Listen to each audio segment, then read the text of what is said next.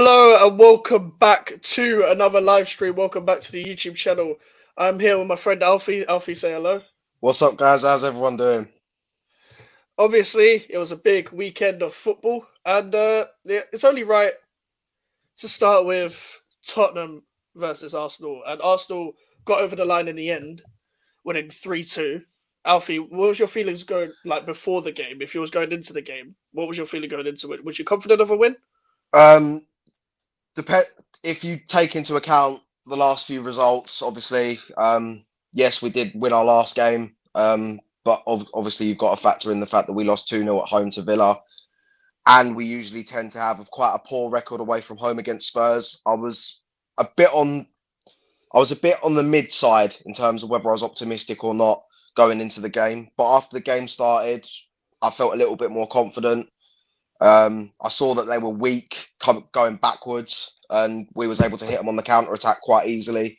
And as soon as the 3 goals went in, I started to calm down a bit. I thought this is a clean sweep, but obviously we all know that football doesn't work like that. So in the second half, we let the magnitude of the game get the better of us, and we let them back in it. So it was a bit squeaky bum time towards the end of the game, but we got over the line. Obviously, Tottenham away for you guys is not usually easy. Obviously, last season you did win there as well. Yeah, People would argue that it was pretty much coming to the end of the reign under Antonio Conte at the time. But even a draw in this game probably would have been like we can't afford to draw in this stage of the title race. yeah, Even a exactly. draw probably wouldn't have been enough. Like going, especially with Man City, the only game I could really see them dropping points is Tottenham away, Yeah, maybe, and that's it. And I even think after the way Tottenham played, they're stubborn. They're going to play the same way every game. I think Man City will be fine against them now. After seeing that, I think Tottenham, when it comes to trying to change anything, I don't see this manager changing anything. I just see him being his in his own stubborn way with the same squad. But if he wants to be successful at Tottenham, he's got to revamp that attack. yeah. Because Timo Werner, oh my god, I cannot believe he's back in the Premier League. I cannot believe the fact that Richarlison didn't start after being how good he's been this season. He's not the greatest of players, but he's been good this season, Yeah, and he would be very up for a North London derby. If there's anyone that's going to be up for a North London derby, it's Richarlison because he's up for any big game because he of the way thrives he off that. plays. Even people like Romero, you never know what you're going to get with him. He's been good this season, but that Chelsea game was an example of the fact that you can have severe head loss. And you've pretty much killed Tottenham's top four hopes. Your title hopes rain on. How does going into the back end of the season? Are you confident you can do it? Not really, no. What makes you not confident? I mean, it's the all important question. Do you see City dropping points between now and the end of the season? No. My point exactly. What about the games I saw Arsenal maybe dropping points was Tottenham and Man United away. Man United away, you don't win there unless it's apart from the lockdown game. I don't remember you guys winning away at Man United. Man United are shit, but Man United are Man United. You never know what you're going to get with them. They're up and down. They're up and down. Yeah. They're an up and down team. They'll have 2-3 games where they play magnificently, but then they'll have another 2-3 games where they play like shit and then nick it in the last minute. And as much as Bournemouth and Everton aren't easy games and they're on form, you will beat them at home. We all know what happened against Bournemouth last season at home. Yeah, you need a Reece Nelson. I don't think my heart could do that again. That my ticker was going over. Was that 4-3 or 3-2? What was the score? 3-2. 3-2. 3-2. They scored inside the first 11 seconds. I remember that goal. They just sent it at kickoff. They did the FIFA 14 kickoff glitch straight away. Like, if you know, you know. They did that straight away. And I was like, hold on a sec. And I remember watching Soccer Saturday at the time. I was like, it's 2-2. You know exactly what's going to happen. I said to my mum, you know exactly what's going to happen. It was just all on Paul Merson. And Paul Merson, then he falls off his fucking chair about Reece Nelson. And he scored. Like, he was excited because he had an acca on that game, didn't he? Probably. If, for example, like, if you guys don't win the league this season, and even regardless of whether you win the league this season or not, to maintain you still being title contenders for the future and maybe becoming title winners in the future, what do you need to do in the summer? We need To, a striker. Simple as a striker I and agree. an out and out left back. Yep, because like as much as Timber's a very good player, you don't know what Timber's going to come back. And Tomiyasu is injury prone. Zinchenko's not good enough. And Kivior at left back is not good enough. I reckon he could be a good player in terms of squad player, but he's not left back either, really. I mean, to be So, fair, I don't actually mind Kivior. I feel like in the games that mm, I've seen him play for us at left back, he's done quite well. I think the only weaknesses I've seen at left back when we've played is when we've got Zinchenko at left back. The amount of mistakes he made against Villa was shocking. I remember the first time I ever noticed Zinchenko being a liability at left back. It was actually Mark Noble's last game for West Ham, last home game, where we drew Manchester City 2-2. And we targeted Zinchenko, where Jared Bowen scored twice. We both ran him behind twice. And Zinchenko had no awareness. Their back four, by the way, was Cancelo. I'm pretty sure Cancelo was playing right back. Fernandinho was playing centre back because they had injuries. And Laporte was playing the other centre back. And Zinchenko was playing there. So really, Laporte was the only one that was really natural there. Yeah, And we targeted Zinchenko. We made sure Jared Bowen ran him behind on Zinchenko. And I was like, wow, this guy is really, really bad at defending. And I never noticed it because Man City just keep the ball. But when he went to Arsenal, it was like he was doing so well in terms of possession and all that. But when teams started to figure out how Arsenal play a little bit, they were like, go for Zinchenko, go for him. And in that title running at the back end of last season, I think that's why Arteta signed Timber, because he saw it. He yeah. saw Zinchenko, and that's why he brought on Tierney at Anfield when you guys drew 2-2. And Tierney's a good player, but again, injury prone, but also maybe not what Arteta wants either. But is there any left back in mind that you got, or just relying on your scouts? So hopefully, just find someone. Yeah, I'd say that. I mean, it's a case of whoever the scouting team can pick out, and I'm pretty sure that any player that the scouting team do pick out, I feel like we've got a pretty big pool now. I mean, we've Yeah, back-to-back title fights. We're in the Champions League now. We play good football. We're very attacking.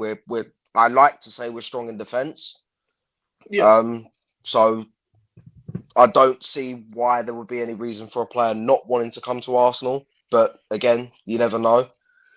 But I definitely think in terms of must-need positions, we need a striker. yeah. I don't Oh yeah, think that's we can sure. go. I don't think we can go another season without an out-and-out number 9. Who would you like? Well, I mean, the name Tony kept getting thrown about, but at the same time, I quite like the look of Osimhen.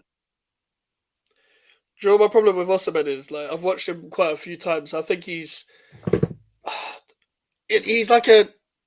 I'm not going to compare him to Darwin Núñez. I'm going to compare him to the mold of the erratic striker that can score a lot of goals, but will also miss a lot of chances. Like a lot of chances. I think Tony is more clinical, Mm. and I think he'd actually suit you guys more because he's better in build up. I think with Osimhen, you might have to change up a bit. He'll run it behind a lot more. Odegaard will Ano- find him, but still. Another player, another striker that I wouldn't mind at the team is signed. I think he signed for Sporting at the start of this season. Gyökeres. Gyökeres is sick. I like him. I I watched him at saw him a lot Coventry. I saw him a lot when he was at Coventry as well. I thought he was a really good striker. Thought he, Yeah, way he played. I liked the way he played. he could run the channels for the right price. He'd do well. The thing is, my only doubts is he a title winning striker? I don't know yet. But when I watched him at Coventry, he played in a two up front at times. Was really good there. Plays in a kind of a three up front at Sporting. I think I haven't really watched him much at Sporting. I've watched him more at Coventry, and he was someone that I wanted at West Ham. But yeah, Gyökeres might even do better than Osimhen in my opinion. Just just in terms of the way he plays, Mm. not even him being a better striker or anything. Big up Wolf in the chat. Disappointed to see Spurs bottle the game in the first half. Yeah, don't particularly want Arsenal to win the league. But Joe, it is when I watch the North London derby, I'm like, depending on the situation of the two games, the two teams at what their situation is. I don't really care who wins. I just want to watch a good game because I know it's going to Yeah, be a good game. I know that the North London derby is the best big game, like the best a big derby. Out of all the yeah. big derbies, it's the best because I've never seen a boring North London derby. I've never ever seen one. I can't think of one in my head. I was trying to go through it yesterday, and from I think the first North London derby game I watched was that David Bentley game where The 4-4. you, yeah, that game. I think that was the first North London derby game I watched. Yeah, Lennon in the honestly, last minute. yeah, yeah. That's that was probably the season before Tottenham got top four when they went up That was the Dynasty. season. That was the season before Tottenham got Harry Redknapp's first game. Yeah, yeah. I remember David Bentley poured the champagne on Redknapp. Redknapp was pissed off, and that's why David Bentley never played for Tottenham again. Yeah, Because that was when they clinched Champions League football at City. yeah, and Redknapp was pissed at him because he was like, "That's not the mentality." He never saw him again after that. Even as an Arsenal fan, I don't understand that. How can you not get excited for a team that never gets Champions League football at the time? How can you not be excited that you've got Champions League football? I mean, if someone went out and did that to Unai Emery at the end of this season, I wouldn't be surprised. Yeah, do you know what it is? I don't know whether Redknapp had more ambition of I want to do more than just Champions League football. I want to win something here. I want to. That's not. I think that's the champagne pouring over stuff. Maybe it's only trophy worthy. Like with I Aston mean, Villa, I don't think Unai Emery would accept it either because he's going to win the Conference League. you never know because you're looking at Harry Redknapp as a manager who told Paulo Futre to fuck off because he wouldn't wear the number 16 for West Ham. Listen, if I could make it, I could probably with research, I could make a starting 11 of West Ham players that hated Harry Redknapp and a starting 11 of players that loved Harry Redknapp at West Ham. I could make them both. Like, there's so many stories about Harry Redknapp at West Ham, at Tottenham, at every club. Portsmouth, Portsmouth, QPR. QPR, yep, Southampton. Think about it, yeah. He left Portsmouth to Southampton, being bitter rivals, Yeah. and then he went back to Portsmouth. And then he went to Tottenham after the whole West Ham situation. Became one of the most hated men in East London. He's like the funny thing is, I'm going off on a tangent here, but on Sky when West Ham are on, I don't see one West Ham representative. And the one time Neither do I. The one time they got one, we got battered by Liverpool in the cup. They brought in Harry Redknapp because Jamie Redknapp was there, so they did it like a father-son thing.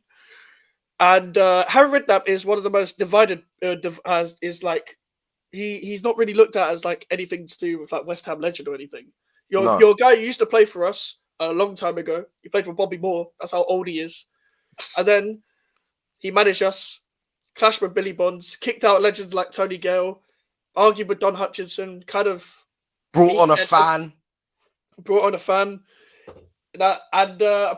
According to Don Hutchinson, Di Canio got special treatment at West Ham.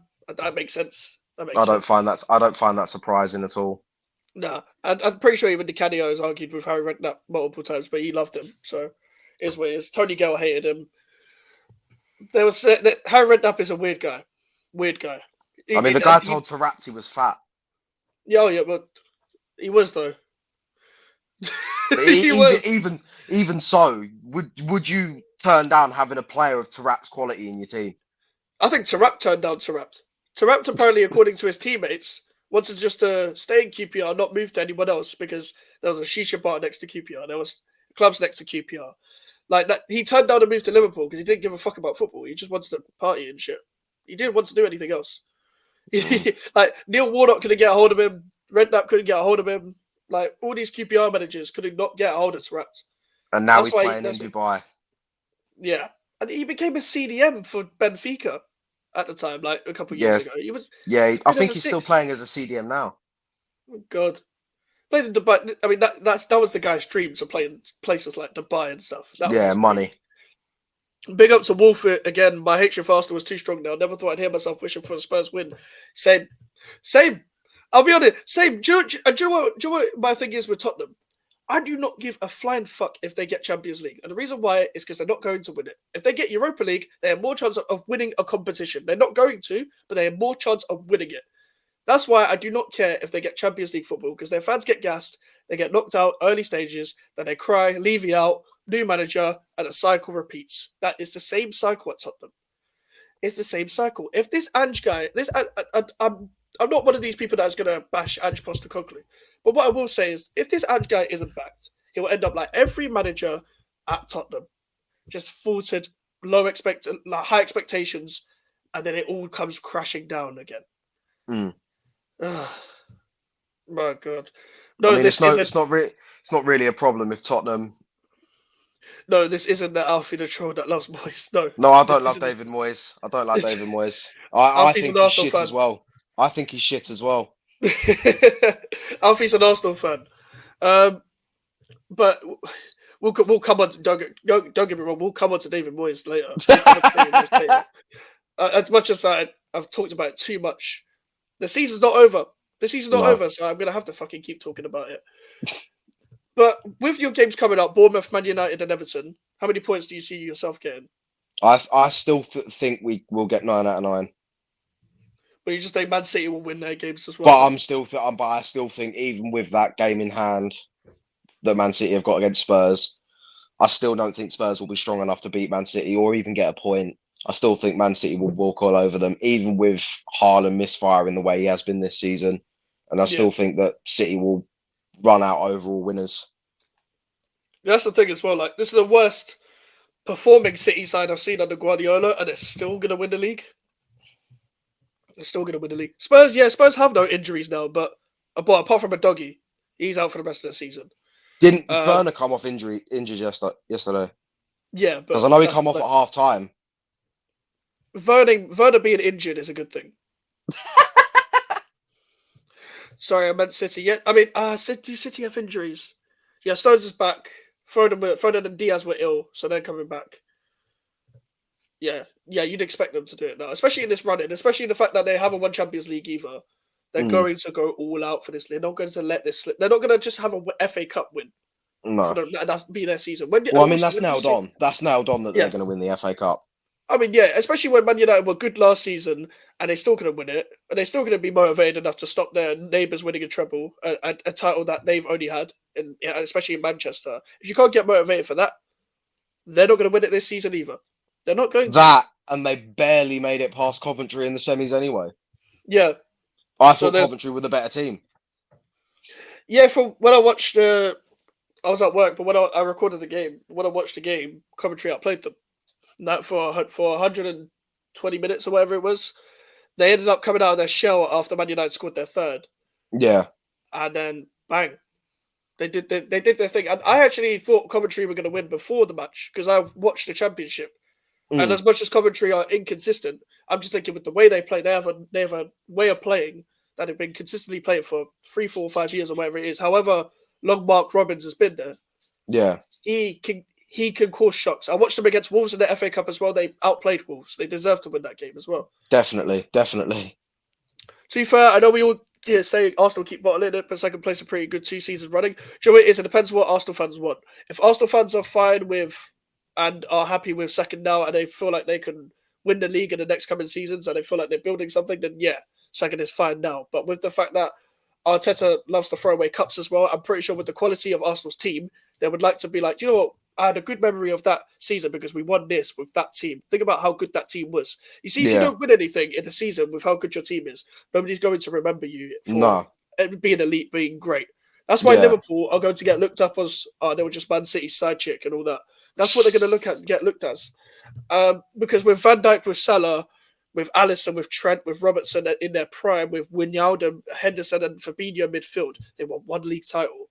And as much as Liverpool fans will be happy with the fact that Klopp has turned them back into a title-winning, title-challenging, trophy-winning side. They lost 2 Champions League finals. They won 1 title. They won, 1 FA Cup and 2 Carabao Cups. When you look at that in detail, they probably could have even won 2 more FA Cups. Yeah, true. I'd like to hear Alfie's opinion on Arteta. What is your opinion on Arteta overall?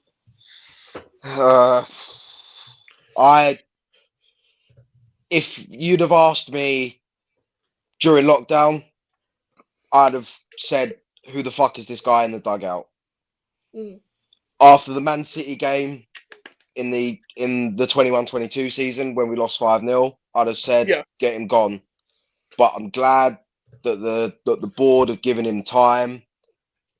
I'm glad that they've given him the right funds to put into the team, and we've got a team that can fight for trophies, but we just need to win them. Like you said, we have if we don't win nothing, but we've got a good team, we're not going to get remembered for being that good team. no, you're not. I don't think it's right that we're playing weaker teams and we putting out weaker sides in cups like the Carabao Cup, like we did against you. We put out a weaker team and lost 3-1. Yep. We were poor at home against Liverpool in the FA Cup, lost 2-0. I just feel like we need to get some trophies in the bank and get them in the cabinet and allow us to push on and say, okay, we can win trophies. Now let's go for the bigger ones. Yeah. I But feel overall, I love what Arteta's done with the club, and love that how he's turned a team full of youngsters and misfits into title contenders. do you know what it is as well? You see, if you come second next year and you come second this year, is Arteta not just a nearly man that done really well with Arsenal to get them back to where they should be, but isn't the person to take them to titles? Because if you come second for 3 consecutive seasons, questions are going to be asked because standards have raised. And rightly so, standards have raised because we're not talking about so small club. We're talking about Arsenal. We're talking about a team that's won trophies in the past. We're talking about a team that's won leagues. And we're talking about fans that have seen Thierry Henry and Arsene Wenger in his prime, and all these great players, all these fantastic players in the past. They've seen heritage even under George Graham. There's fans old enough that will tell you about George Graham and stuff like that, and they will be thinking, I like the fact that they've restored the feeling of winning titles. But what I really love is a title. Yeah. And what people can't excuse, but he's competing with Pep. Wenger was good enough to compete with Fergie. He still got something. He still won titles. And Mourinho came in. I know I'm saying Mourinho. Mourinho is also world class, but Chelsea got Mourinho in. There's my point. Then don't get me wrong. There's not many world class managers now. No. But at the same time, Arsenal will have the ability to attract anyone, be in the London team, be one of the biggest clubs in England, in the biggest league in the world. Right now, they can attract anyone. So if it got to a point where Arteta's not doing enough, he's a nearly man. He's throwing away trophies, and he's not even really competing that much for the big ones, like the Champions League went out to Bayern. If that happens again, there's going to be questions asked, going out the quarterfinals. I'm pretty sure I said maximum Arsenal will get semi-finals. I actually said Arsenal will beat Bayern. I was wrong, but they will look at Arteta eventually, and surely they'll be like, okay, he's a nearly man now. We actually won a trophy. So it's going to come to a point where the standards have raised, and they're going to be like, if Arteta doesn't win anything, they're going to look at him. If we keep hitting this plateau, like you said, questions will be asked. Yeah, exactly. Thanks, mate. I'm hoping we can do what Arsenal are doing with constantly buying quality young players. The core of our team is old and experienced enough. We've got an old spine that needs young talent, in my opinion, and hopefully bringing a couple of our academy players like Arsenal have done as well. And the funny thing is, this is the best our academy has been since the Lampard, Carrick era, Defoe era. This is the best it's been. Like, we had a little stint with Declan Rice, Reece Oxford, Josh Cullen, all these players. We had it then. Reece Oxford would have been a great player if it wasn't for his agent. I'll stand by that for forever. Reece Oxford was a great player. He's now in the Bundesliga, doing whatever. I've not watched him since he's left West Ham. No. But he would have been a great player with the right circumstance. West Ham were a mess then, but he would have been a shining light, or we would have made money off him at the time. Because the bigger team would have come in for him, because he would have been a shining light. He would have been Declan Rice before Declan Rice, because he could play centre-back, right-back, and CDM. And Josh Cullen shouldn't have been terminated his contract in the first place. I get it was in lockdown. It was the same time when we terminated Jack Wilshere's contract. And that was deserved, because the guy didn't play. The guy was probably still smoking outside of North London clubs. I forgot he was even on your books. I wish I forgot. I wish I forgot.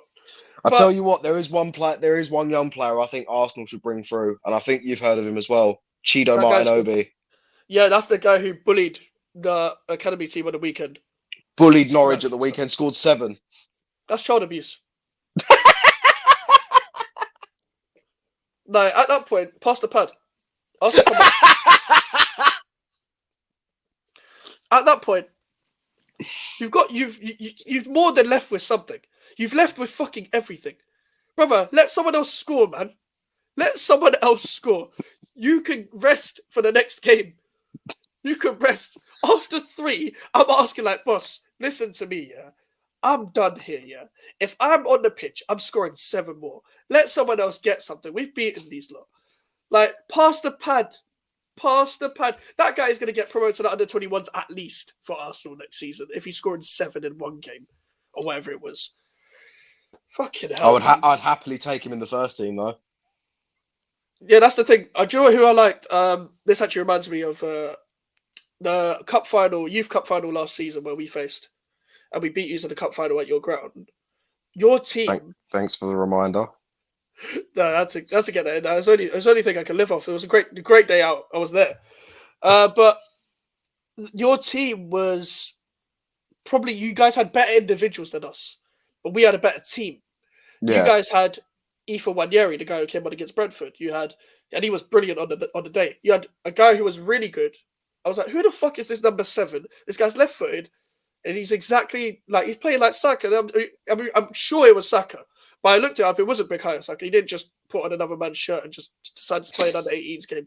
It was a guy called Kozia Dubry. Yeah, Kozia Dubry. I was thinking, this guy is sick. This guy, no wonder why they're in a fucking cup final with this guy. And he was brilliant. He was class. Like, hopefully he can have a great future. Because when I watched him live, wow, what a player. See, that's one of the things that excites me about Arsenal teams for years to come is the fact that we've got the ability to bring through these gems out of the academy. People like Kozia Dubry, people like Saka, people like Patino, Nwaneri, Martin Obi, all of these players. It just gives you a bit of excitement for the years coming ahead. Yeah, that's the same with us. We've got Divine Mbama's contract runs out. But I think he'll probably have to leave because Moyes is Moyes. And Moyes will leave anyway. But Moyes' contract's gone. Mbama's, unfortunately, we're probably going to lose Mbama and Daniel Ridge. But other than that, George Murphy is still here. Callum Marshall is still here. Lewis Orford is still here. Ollie Scarles is still here. Like, we've got a lot of, like, that Youth Cup team that won. All of those players can have a bright future. We've got Freddie Potts, who has West Ham bloodline. His dad is a West Ham legend in Steve Potts. His brother plays for Luton. Then Dan Potts, who played for West Ham under Allardyce. And he has smashed it at Wickham. He's Wickham's player of the year. So he could be in the first team maybe next year with the right manager. He could maybe... He's done enough with the under-21s. Unfortunately, someone like Conor Coventry could have come through. I reckon under a different manager, Conor Coventry could have played more games, but whatever. He reminded me of like a Carrick type midfielder, but he's playing for Charlton now, and Charlton fans love him. Shock, he's doing well at Charlton. I know it's Charlton, but with the right manager, you can fit these young players into squads and just breed them and just bring them through, and then they'll learn under older players how to be better. Yeah, and Callum Marshall, he hasn't got a game at West Brom, but that's a bad loan. That's a manager that clearly didn't want a young player in the first place, but that's what I'm excited about with hopefully with the right appointment of a new manager. And I just want to move on to this quickly. People stop panicking about Lopetegui. Stop panicking about Lopetegui coming to West Ham, because all these sources that are reporting Lopetegui are like D-list sources, E-list sources. These are the same guys that Sullivan has probably peddled out to say Lopetegui is close, because that's a Sullivan choice of manager. Tim Steiner will get his man. And if Tim Steiner doesn't get his man, we're finished. We are finished. If Tim Steiner doesn't get the man that he wants, we are finished. Because this is how it works. Bring in your technical director, he'll bring in your own manager, and you'll see the identity of your club. Monchi and Emery work together at Villa. Arteta and Edu, they work together at Arsenal. The Tixi guy and Pep, they work together at City. I could go on. Like Dan Ashworth went with Eddie Howe. Dan Ashworth's going to Man United now, but Ashworth and Eddie Howe. It works from the technical director downwards. So if Tim Steiner gets his man, brings in whoever he wants, we'll be fine. And I think we will. But these people panic on Twitter. People think every source is gospel. People will see a transfer headline, not look at the source, not consider the source. They'll just look at the headline and think, "Oh my god." Isn't it ironic how after Arsenal lost to Aston Villa, Arsenal were linked to Elise and Isak? I haven't heard anything since. It's just a headline. We're not in the January trend. The summer transfer window is not even opened. The summer transfer window is not opened. So I didn't even know that was out there. yeah. So they were linked with, but you're not going to spend that money on both, in my opinion. No, Even though I think Elise would be an amazing signing. The only worry is his injuries. If we keep Moyes, Potts will get 1 minute at the end of every match if he's lucky. He wouldn't even get that. Even Maxwell Cornet doesn't even get that. Fucking hell, man. It'd probably be a planned substitution that only happens after the final whistle blows. Yeah.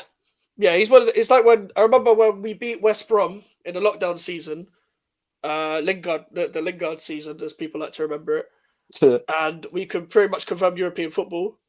And Yarmolenko was ready to come on. The match ended, and Yarmolenko was stripped off. So the Yarmolenko already had his kit on. It's going to come on in 1 minute at a time. And the match ended, and then Yarmolenko was there like, well, why the fuck am I here? Sort of thing. I love Isak. He's a clinical finisher. Yep. Again, great Brilliant signing. player. He would be a great signing. Injuries is the only problem. Yeah. The only problem. You see someone like a Kai Havertz, as much as I don't rate someone like Kai Havertz here, what he's done is at least apply himself. And that's all he can do.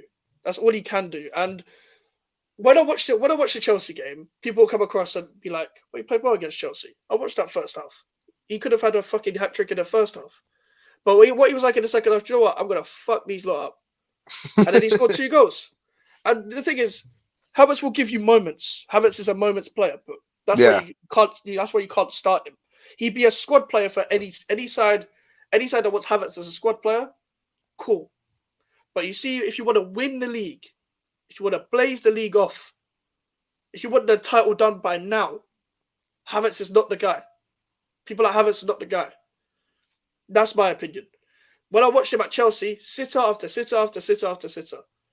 When I watch him now, he's got better players around him. He's still capable of missing sitters, but he can give you moments of confidence. Yeah. But he's a squad player. You cannot start him week in, week out. Now, if you got a striker and then you brought Havertz off the bench for when you needed a goal, he will probably get you that goal. Yeah. But that's because he gives you a moment. He doesn't give you 90 minutes of actual performance. He played well yesterday, but in terms of 90 minutes of performance week in, week out, he won't give you that. That's why I'm like with Thomas Souček. Thomas Souček cannot pass a ball. But what he can do is give you a goal at the end. So bring him off, 86 minute whatever, when you need a goal, and he'll get you a goal. This is what these moments players cannot be starters, because then you won't reach your targets as a team. No. You won't reach it. I want to move on to the West Ham to Liverpool too. I don't really want to move on to it, but I'm talking about it because I'm a West Ham fan. Klopp versus Salah. That was the main talking point that came out from it.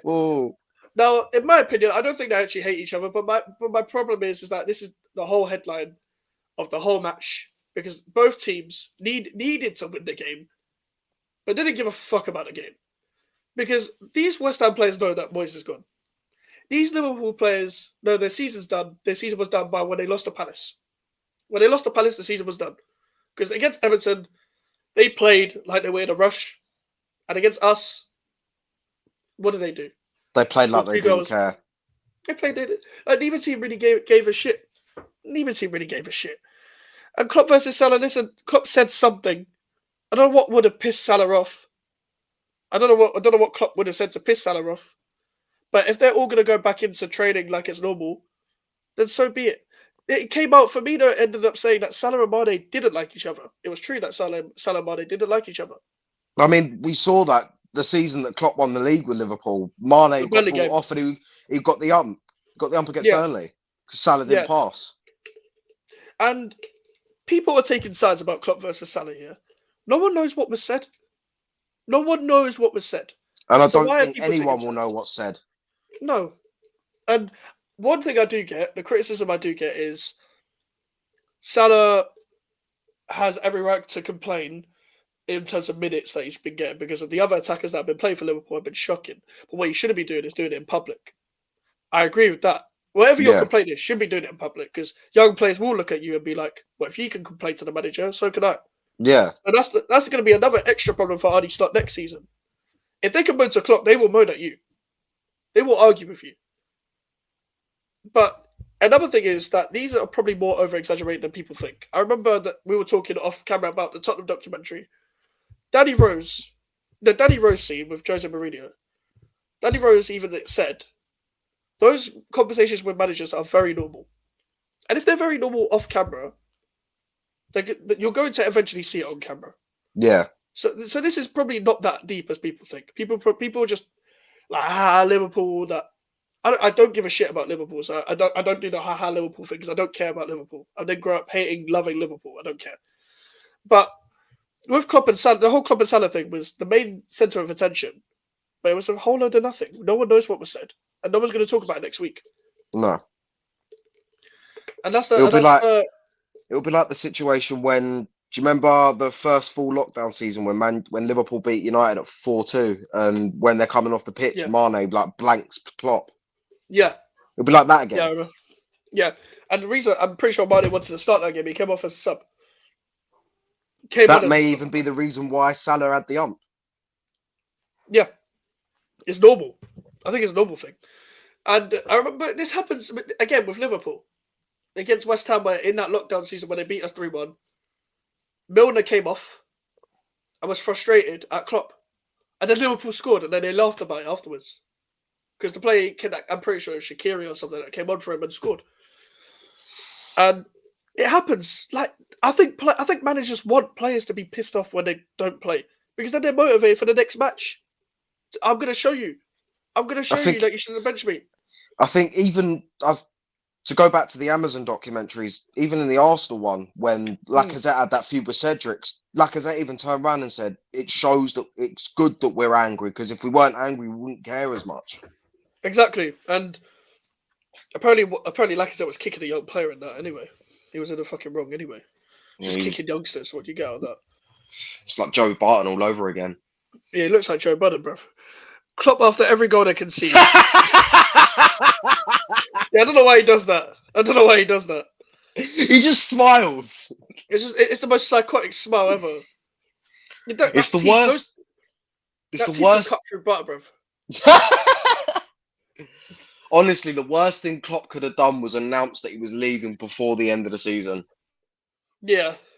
The thing is, it ended up backfiring.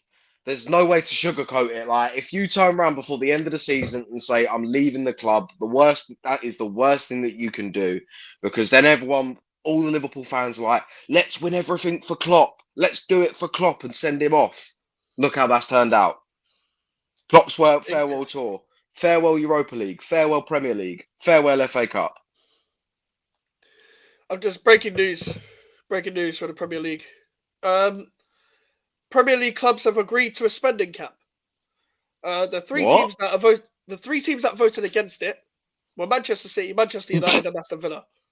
Of course, I'm not surprised. It's not a surprise that City said no. And Man United, because Man United spent fucking over $1 billion since Fergie left. And I'm surprised Chelsea didn't vote against it. But Aston Villa as well, they spent money, I guess. I mean, listen, the rules change every year in the Premier League.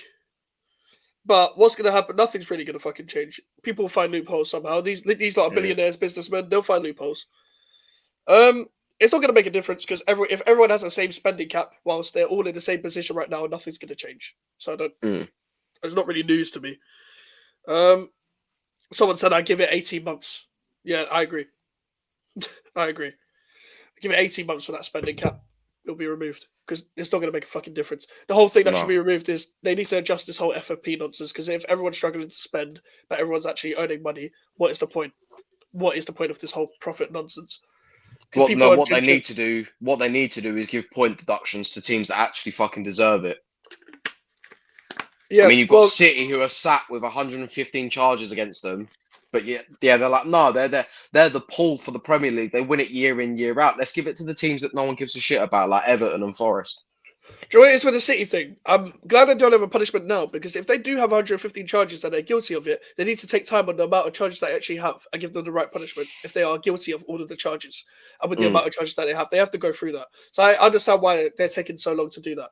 And if they are guilty, then they'll get the right. Then they should get the right punishment. If they're innocent, whatever it is what it is. But my problem is that Everton and Forest have got the biggest punishments in the Premier League, where all they should have had is a transfer ban. If they've really breached financial things, give them a transfer ban. That is it. Yeah. And 6 teams tried to break out of this league by doing a Super League. And what did they get? They got a combination fine. They got a combination of $1 million or whatever it was, or 3 million or whatever it was. Teams that these are the six richest teams in the league, and they tried to break out of the league. But the Premier League have no balls. Now, if they had any balls, you would have sent them all to fucking League Two. At least you would have sent them with Dagenham and Redbridge, and I'll be going to the Dagenham and Redbridge Stadium down the road to watch Dagenham and Redbridge versus Tottenham, just so I can chant "fuck you, Tottenham." To keep the teams at the top, yep, of course. But listen, everyone has money to spend in the Premier League because everyone is earning now. The Premier League is the richest, biggest league, but the whole FFP stuff is stopping certain teams from spending. But the teams, for example, a team that doesn't have any excuse, and a team that got battered yesterday was Brighton. Brighton got battered by Bournemouth.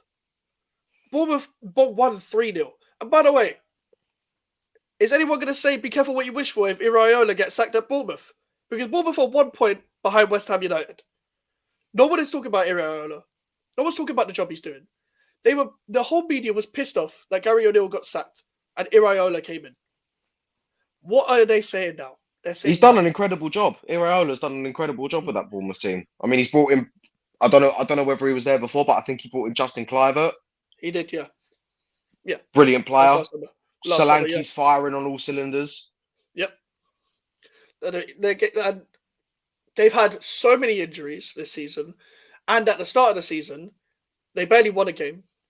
There was actually rumours that was a lot of Bournemouth fans were patient, but they were like, "What is Iraola doing at the start? We want to be patient. We want to believe in you, but what are you doing?" They never said that Iraola out or anything. No. But someone who is coming under a lot of criticism is Roberto De Zerbi. And Di Canio, West Ham. Gary O'Neill was doing well at Wolves, to be fair. Yeah, this is what I tweeted yesterday. Everyone was in upheaval about Gary O'Neill and Bournemouth. They're both doing well. They're both just behind David Moyes. They're both just behind him. Just because a manager gets sacked or they change team changing managers, it's not as deep as people think. No, it's not that deep. It's genuinely not that deep. Bournemouth just wanted to go in a different direction. Yeah, that is it. Gary O'Neill got the best out of Wolves when Lopetegui walked out on them in the middle of a transfer window. And what is Lopetegui doing now? AC Milan fans protested against Lopetegui being their manager. That is what's happening right now. De Zerbi is not what people said he is, and I don't know where it came from. Because, listen, as much as I want good football at West Ham United, De Zerbi is got too much credit for just playing all-out attack football. A football that worked last season, but people discredited so much of what Graham Potter did and made him look like he was a shite manager just because he got sacked at Chelsea. Yeah. And discredited everything he did at Brighton. So then saying De Zerbi has transformed Brighton. Just because Brighton got their highest league position and Brighton deserve credit for that. De Zerbi deserves credit for that. But when you go away to the Stadio Olimpico against Roma and you play the same football, you get battered by the big beast that is Lukaku. Like, this is what happens. He is another stubborn manager. You see David Moyes, how he's so defensive that way? De Zerbi is that way with attacking. I don't want either of that. I want someone who can take the game as it is. Slap bang in the middle. Yeah, just don't be naive in games. Don't sit 11 men behind the ball against Everton at home. But also, when you're going City away, don't have the highest of lines. I don't want either of that. I just want to mix it up. Get the best out of the players you have. That is it. But with De Zerbi, he's coming under a lot of criticism now. People will be like, but Brighton are 9th. But Brighton are this. Well, Brighton fans, some of them are De Zerbi out on Twitter. Twitter's not a big representation of a fan base. But fucking hell, they haven't won a game in how long? They haven't scored in how long? You know what their goal of the month is, Alfie? What was the goal of the month? Is it a penalty? It's the Burnley keeper letting the ball roll under his foot Oh from my a back god! pass. Oh my god! That's a goal of the month. The own And yes, goal, Brighton the have a own lot of goal injuries, bro. to equalise. Yep.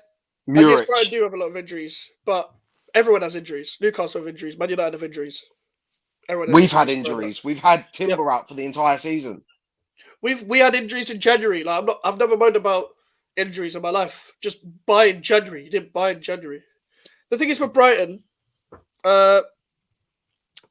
Brighton have no excuse not to spend money because their whole model is we sell a lot. They sell a lot. They sell Yeah, for a lot of money. they buy players on the cheap and then they sell them off for extravagant prices. I mean, you look at Yeah, Caicedo. You look. McAllister. Well, actually, not McAllister. I was McAllister about to was say a release Trossard as clause. well, but we actually got him quite cheap. Yeah, but Trossard was expensive for his price. Yeah, Like in terms of like he's 28. He's not like he's 25 or 24. You know, 30 million for that age. People would still say that's good enough. McAllister was a release clause. They fucked up on that one. They fucked up on that. Was like 35 million. They're 12th. No way are they 12th. Hold on, let me have a look at this. This is because I thought they were 9th, but because no, of Chelsea are Bournemouth. 9th. Oh shit, they actually might be 12th. They are 12th. Brighton are 12th. Rah. Wait, Fulham are a point behind them. Palace are 4 points behind them. That's got a sting for Oh, Brighton fans. Joe's funny. Palace can finish with the same amount of points as West Ham. Jesus. If we lose to Chelsea, Luton, and Man City, which I can see it happening. Obviously, Palace have got Man United. You never know what happens. Fucking hell, they could be on the same amount of points as us. And Glasner only came in like a month ago, 2 months ago. They had Roy Hodgson for most of the season. And he's already got a win over Liverpool. Ezzy scoring a bicycle kick, all that. And people are like, be careful what you wish for. Be careful what you wish for with David Moyes. That's all I'm hearing from every pundit. It's like these pundits are paid to say the same thing. They all say the same thing. And Alfie, I've never seen a manager defended like this. I've never seen a manager ever defended like this in the media, not even for a big club. I even saw Wenger got more criticism than this when it was Wenger out days. Wenger got more criticism. It was 50-50 at least when it comes to Wenger. Yeah. I'm seeing the whole media defend this manager. And it does my head in. Oh my god! It's like if I'm meant to be careful what I wish for David Moyes, it's like saying to me that Jamie O'Hara was a world class footballer. It's the same thing. Jamie O'Hara was a dog shit footballer. Moyes is not good manager now. Simple as that. Yeah. Jamie O'Hara is doing reality shows in New York, trying to Swear. get New York. He's trying to get New York women. They're setting up ex footballers with like New York women and stuff. And imagine, fucking hell, I'm not. Let me not speak. But like David Moyes, what's your opinion on David Moyes as an outside point of view? He's shit. Quite simple as that. I think in terms of his time at West Ham, I feel like he's fulfilled his usefulness. He got you a trophy, fair enough. He probably should have walked out the door after the trophy. Precisely. Like, because I know for a fact you saw this coming. Oh, facts. Anyone with a brain that watched West Ham in the league last season saw this coming.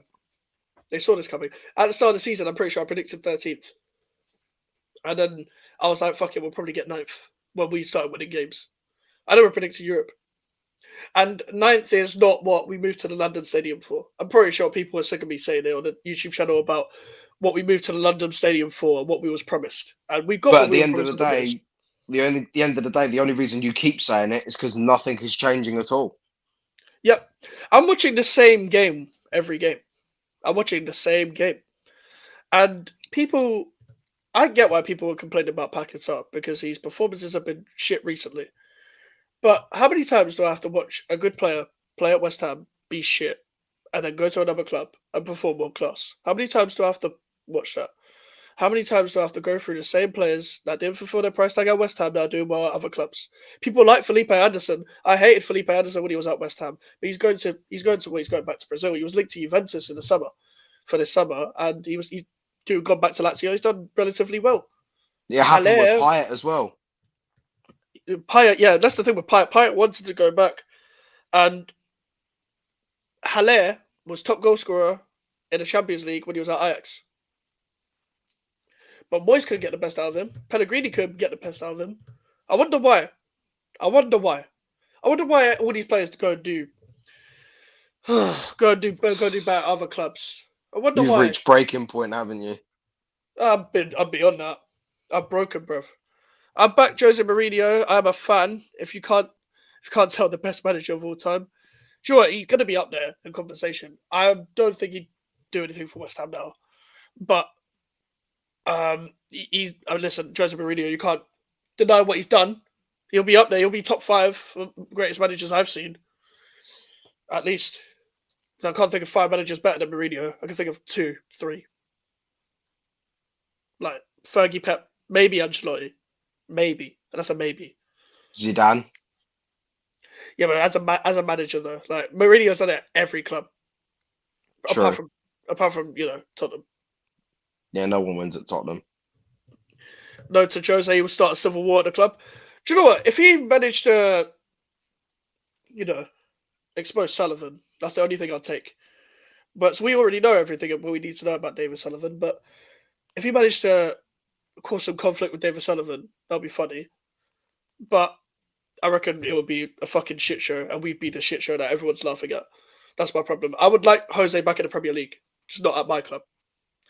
I want to watch him be box office at another club and let him stay there. Because his press conferences are funny. He's a character on the touchline. His teams are nasty, and they will still lose because he's out of date. He's expired. But he's a good enough manager to stay in the Premier League. A big enough name to stay in the Premier League. Command respect. Be fucking hilarious in press conferences. Be sarcastic. Start civil wars with managers. Once Silva, you get Jose. I get your point, but I'm not sure it's the same Jose Mourinho that people think. Maybe he might win the FA Cup, but still, it's not the same man. It would be he'll. What I'd like about Jose, he'd make this team nasty. I watched a Tottenham documentary. He's like, you have to be bastards. You have to be cunts. You have to. Yeah, exactly. Yeah, Moyes out now. Preach. Listen, I can appreciate what a man's done for the club, and also think that it's time to go. I mean, we used to say it all the time about Wenger. The banners said, Arsenal, thank you for the memories. Thanks for the memories, but it's time to say goodbye. Yep, exactly. And that was Wenger. And I think even he has come out and admitted recently he stayed on too long. Oh, yeah, he should know he stayed too long. Fucking hell, he had fucking Mustafi. He stayed too long. He stayed too long. Like, Wenger's a fantastic manager for what he is. And he probably just misses out maybe on the elites, and by this much. But as someone who I would have taken out West Ham under the right structure, of course I would. But with that's the difference. Like, Wenger won leagues, FA Cups, and people actually criticize Wenger more than they're criticizing Moyes for West Ham. No, wait, argument. What do you expect? You are West Ham. I don't expect to get beat 6-0 at home. I don't expect to concede 5 to Palace. I don't expect to concede 5 to Fulham. I don't expect to concede 4 to Villa. I don't expect to play my second team in the Carabao Cup against Liverpool. I get spanked. That's what I don't expect. I don't expect to sell in January or not replace. Because yes, the owner is a problem with that, but this manager has taken over transfers since he's come into the club. This manager is a big say in transfers now. And you can even ask Rio Ferdinand. When Moyes came into Man United, he wanted to be in control of everything. Same at this club. He's in control of everything. Apart from the technical director. That's why he's going.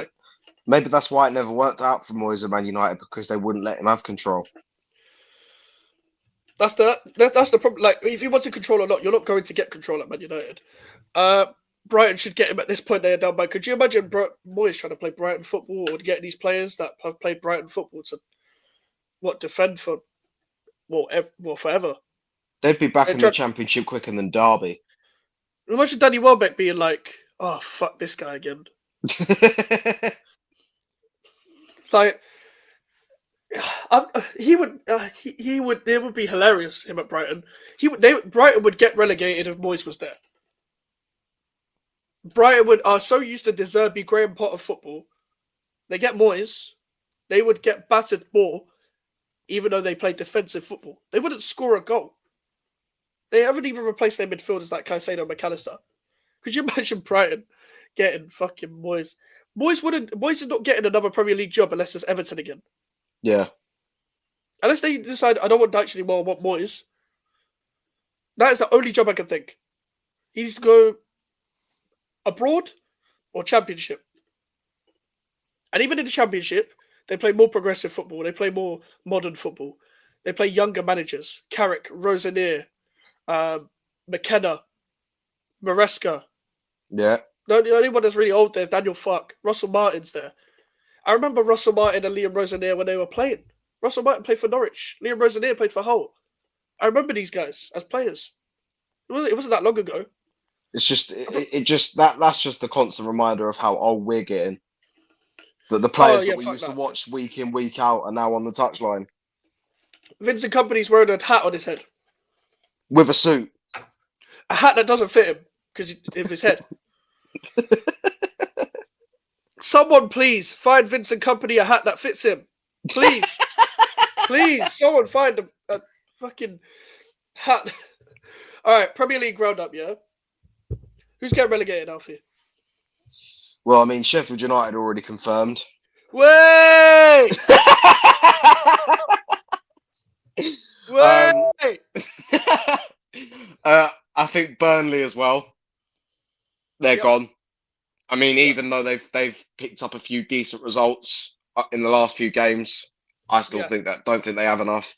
And I hate to say it, but I think Luton will go down as well. Yeah, probably. They're too naive, bro. Like, they're too naive. They leave too many spaces, concede too many goals. Too complacent. Yeah. Hold on. Wanted to get an image up. Do you want me to sum up Sheffield United? Go on. Let me share my screen. Give me a sec. Hold on. Give me the fucking full image, I beg. Do you know what? We're going to share it like this. Give me a sec. Present. Share screen. Window. Way! Can't blame Tevez this year.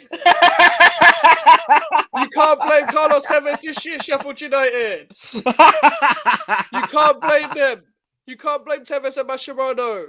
They're not there anymore. You can't find us this year. They'll still ask for 20 mil. Yeah, honestly, they will. Boys could get a job in the media. Fucking hell, could you imagine him as a pundit? Fuck off. Do you know the last time he was a pundit, he said he thought that Everton could win the league under him? What? He said that. Look it up. I promise you. Is he skunked? Are you skunked? I'm still hoping Luton or Brighton can stay. Luton or Burnley can stay up. I like Kompany. Burnley are gone. I like Kompany, but he's left it click too late. Like they're clicking now, and they're like 19th with 3 games to go. Yep. And the players are 4 years younger than me. I'm old. Oh my god! Do you know when I started being older than academy players coming through? Is when I realized I was getting old. Yeah. When I started, when I realized I was in the same age group as Jude Bellingham, I'm old, bruv. Jude Bellingham is a month older than me. Fucking hell.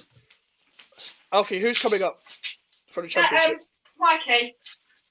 You must have I think, Leicester are already up. Yep. Leeds, I think, will be on their way up as well. And I know it seems like an outside chance, but I say Ipswich as well. Troy, if Ipswich needs to win like one more game, pretty much, and they're automatically up. Have they got? I swear they've only got 1 game left as well. Yeah, so Ipswich have 2 games left. Leeds have Southampton end of the season. Oh, Ipswich have 2 games left because they've got Coventry. Because that was stopped because of the FA Cup semi-final. Yeah. So they've got Coventry and they've got Huddersfield. I think I'm not too sure, but I think Ipswich are like, don't get me wrong, the Championship is unpredictable as fuck. Everyone's losing. Yeah. No one wants to get promoted. That's They why always Southampton- say they brought they always Southampton back say the up and they supported Championship. it. They always say the Championship is the hardest league to get out of, and the Premier League's the hardest league to stay in. Oh yeah, bro. The Championship this year has been the most entertaining league by far. I'd rather watch the Championship than the Premier League. Oh yeah, no VAR. It's like normal football again. You'd think Forest should stay up with Forest next. Oh yeah, they've got Forest versus Sheffield. Yeah, and funny enough, it's Burnley versus Forest on the last day of the season. Really? Yep. So if it goes to the wire, Jesus Christ, no boys would piss me off so much. Lol. Yep. Fair enough. Sean Dyche has done a good job as Everton manager. He has. I agree. Definitely. I think he's done Southampton staying down. Yeah, when the Saints go marching down. They can have Ward-Prowse back if they want. We'll take them. Do you know what it is? Well, under a different manager, I would keep both. I hope Flynn Downs gets a chance at this club. And Ward-Prowse, when I watched him at Southampton, he was not bad at all. No. But under Moyes, he played him as a 10 left winger and all of that. Oh, by the way, Sheffield United fans, just look at this image. Just keep looking at this. Just keep looking at it. I'm gonna stop the screen now, but just screenshot it. I remember that this was like 2005, 2006. We're in 2024, and you're still shit. Hansi Flick, bro. I would take Hansi Flick at West Ham in a heartbeat. I would take him in a heartbeat. He would never. Who's he in charge of now? No one. Oh, he's even better. Bro, he's a free agent. You ain't got to pay no buyout clauses. You ain't got to pay off the rest of the contracts. You could just get him now. Yep. But would he come to West Ham? I'll tell you what it is. Just give him the bag, bruv. You're in London. Just tell him it's someone else, and he'll come. Just tell him it's not West Ham. Just kidnap him or some shit. But our technical director is German, so fuck it. Is he? Yeah. Tim Steiner. He worked with Alonso last year. Oh shit. This is the thing. I'm pretty sure he would have wanted to bring Alonso with him, but it was unrealistic. He wanted Amorim because of the same formation. Thank God he didn't bring Alonso with him, because look at what Leverkusen have done. Oh my God, Leverkusen, man. How are they still scoring last-minute goals? Bayer never losing. I've said it. Yeah. Germany. He left Germany, yeah, and Nagelsmann's there. Yeah. It's funny, like, they were called, like, the nearly team before the season. They're called, like, in their history, like, nearly team. Yeah. But now they are literally never losing. They are literally never losing. And it's actually good to see. I want to see it, because I want to see a team dominate that league that isn't Bayern Munich. And finally another team has done it. I'd love to bring in some quality attacking German players. The thing is, they have to be someone that we don't know. Someone that we can scout for cheap, because all the attacking German players I know are either meaty or too expensive. But the Tim Steiner's gone to Brazil to scout some players, and then apparently we're getting this Wesley guy. I don't know who the fuck he is, and it's not the Wesley from Aston Villa that played years ago. It's not that guy. A different Wesley, but we'll see what happens there. But he needs to scout, bruv. Are Aston Villa getting top 4? Yes. I think it's done, isn't it? I feel like it's there's no way that they can slip from this point. I mean, even though they did drop a 2-0 lead against Chelsea at the weekend, I still think they're strong enough to get top 4, and they will get top 4. Yeah, that's the thing. Like, despite the Chelsea game, it was already done. Given how the fact that even Tottenham have 2 games in hand, Villa have 3 games left, so they can pretty much win 1 more game, and it's done. Yeah. Hold on. Let me just get the table up. I've got the table. Share screen. Okay. Table. So this is the table right now. Let me get rid of the banner. Give me a sec. All right. This is the table right now. Give me your top 4. What do you think's happening here? I think the top 4 stays the exact same way it is, but City over Arsenal. I hate to say it, but I still think City will win the league. Yep. It'd be a dream come true if they didn't win the league, but we all know what's going to happen. Yeah. Spurs still have Chelsea and City. No way they are going past Villa. That Joe's funny. Yeah, I was thinking about this today. Spurs typically hate Chelsea, Arsenal, and West Ham. They have not won one game against any of them, and they've got Chelsea on Thursday. Chelsea away. I don't know what's going to happen there. I was going to do a watch along, but the darts are on at the same time, so I'm just going to.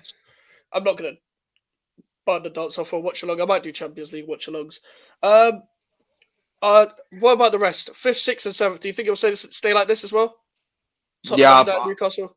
I believe so. I mean, it's already been made clear that United don't get in top 4, so the most that they can hope for is top 6. Thursday, Sunday. I feel like Newcastle have kind of, I hate to say it to you, but they've kind of nailed down 7th. Yeah, I agree. And relegation value, same 3 teams? I'm saying same 3 teams, but I feel like the last spot will be between Forest and Luton. Yeah, let me have a look, actually. Who have Luton got? Luton have got... Oh, fuck, they've got us. Everton, West Ham, and Fulham. They'll beat us. Everton, I don't think they'll win. And Fulham, I think they'll lose to Fulham. I think they might get a draw against Everton, because I think Everton have already confirmed their safety. Everton so it's kind of a nothing game. It's kind of a nothing game for Everton. They're not going up. They're not going down. Yeah. Everton are good form, though. And I still think... And Luton are just naive. But that's also going to just... That might be a hard watch of a game. That's on Friday night. Forest. Who's Forest's last 3? They've got Sheffield United, Chelsea, and Burnley. See, if Sheffield United had any balls, this could have been a good game. But they've got Chelsea at home. It's just a shame that all the balls. Just a shame that all the balls that Sheffield United had ended up in the back of the net. Exactly. I mean, they conceded 13 goals to Newcastle this season. Oh, bruv. They've conceded to everyone, and we drew with them at their ground. Spurs still have Liverpool as well. Yep, they have Liverpool, Chelsea, and City. Even though Liverpool are crap at the moment, I still think Liverpool can win. Yep, I think they'll beat Tottenham at home. Keep dreaming. I want Villa to stay top 4. It's a good change. Villa in the Champions League would be good. It's just a shame that the Champions League isn't the same anymore because of the new format. Yeah. And Luton could beat us, definitely. So it could be 3 points. I agree. So I think Forest gets 6 points. I think they beat Chelsea and Burnley. I think because the Forest have already beaten Chelsea before. They beat them at their ground. 1-0. I'm saying 7 points. Oh shit! Wait, yeah, Sheffield United. I reckon they get 2 wins against Burnley and Sheffield United. They beat, but they get a draw against Chelsea. Do you know what? I'm going to say 9. Fuck it. They're going to beat Sheffield United because they're useless. Chelsea, from what I saw for Forest versus City, Forest outplayed City. They should have won that, and they'll beat Chelsea. They'll get more chances against Chelsea. Yeah. And Forest, Burnley might already be done by then. Honestly, Burnley might already be done by then. Burnley's last games. Burnley have got Burnley have got Newcastle, Tottenham. Yeah, Burnley are down. Burnley are down. Yep, that's 0 points. That's 0 points. I'm sorry, Burnley, but you've left it too late. Forest, Newcastle, and who's the other team they've got? Forest, Tottenham, and Newcastle. Yeah, they're down. Yeah, they're gone. Laters. Yeah, so done. Like that is mad. Like Tottenham away as well. Newcastle they got at their ground, but Newcastle will be fine there. Like, oh my god, Burnley, you've left it so late. That's the thing. Look at his form. Yeah, it's not that bad. They beat Brentford. Like they drew to us. They beat Brentford. Drew to Burnley. I swear I heard something. They've lost 1 in their last 10. Yeah, that's this game as well. Well, 1, 2, 3. Yeah, it's around like 2 in their last 6 or some shit. See, it ain't bad, but it's just too late. Yeah, it's just way too late. It's way too late. They've left it so late to click.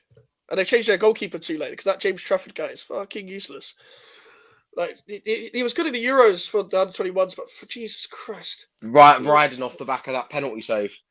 Yeah. If Burnley beat Forest and Luton beat us, it'll be kind of close. Listen, if Burnley beat Forest, they might have left it too late by then. They might have left it. Burnley might already be down by then. The thing is, if Burnley already down by then, it's so dead the last day of the season. Yeah. So dead. And I want to move on. If you still got time, bro. Let me know if you don't. But team of the season. I mean, we'll both do our separate teams. Okay. Let's start in goal. For me, even though he's come under criticism, I still think throughout the whole season, Vicario does deserve it.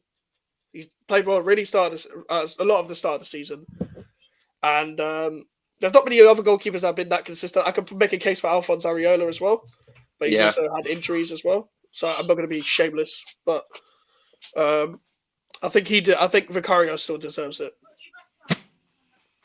I'm going. I mean, I hate to be biased, but I'm going to go with Raya. Have you changed your mind on Raya? 100%. Better than Ramsdale? Yes. Both. Joy is.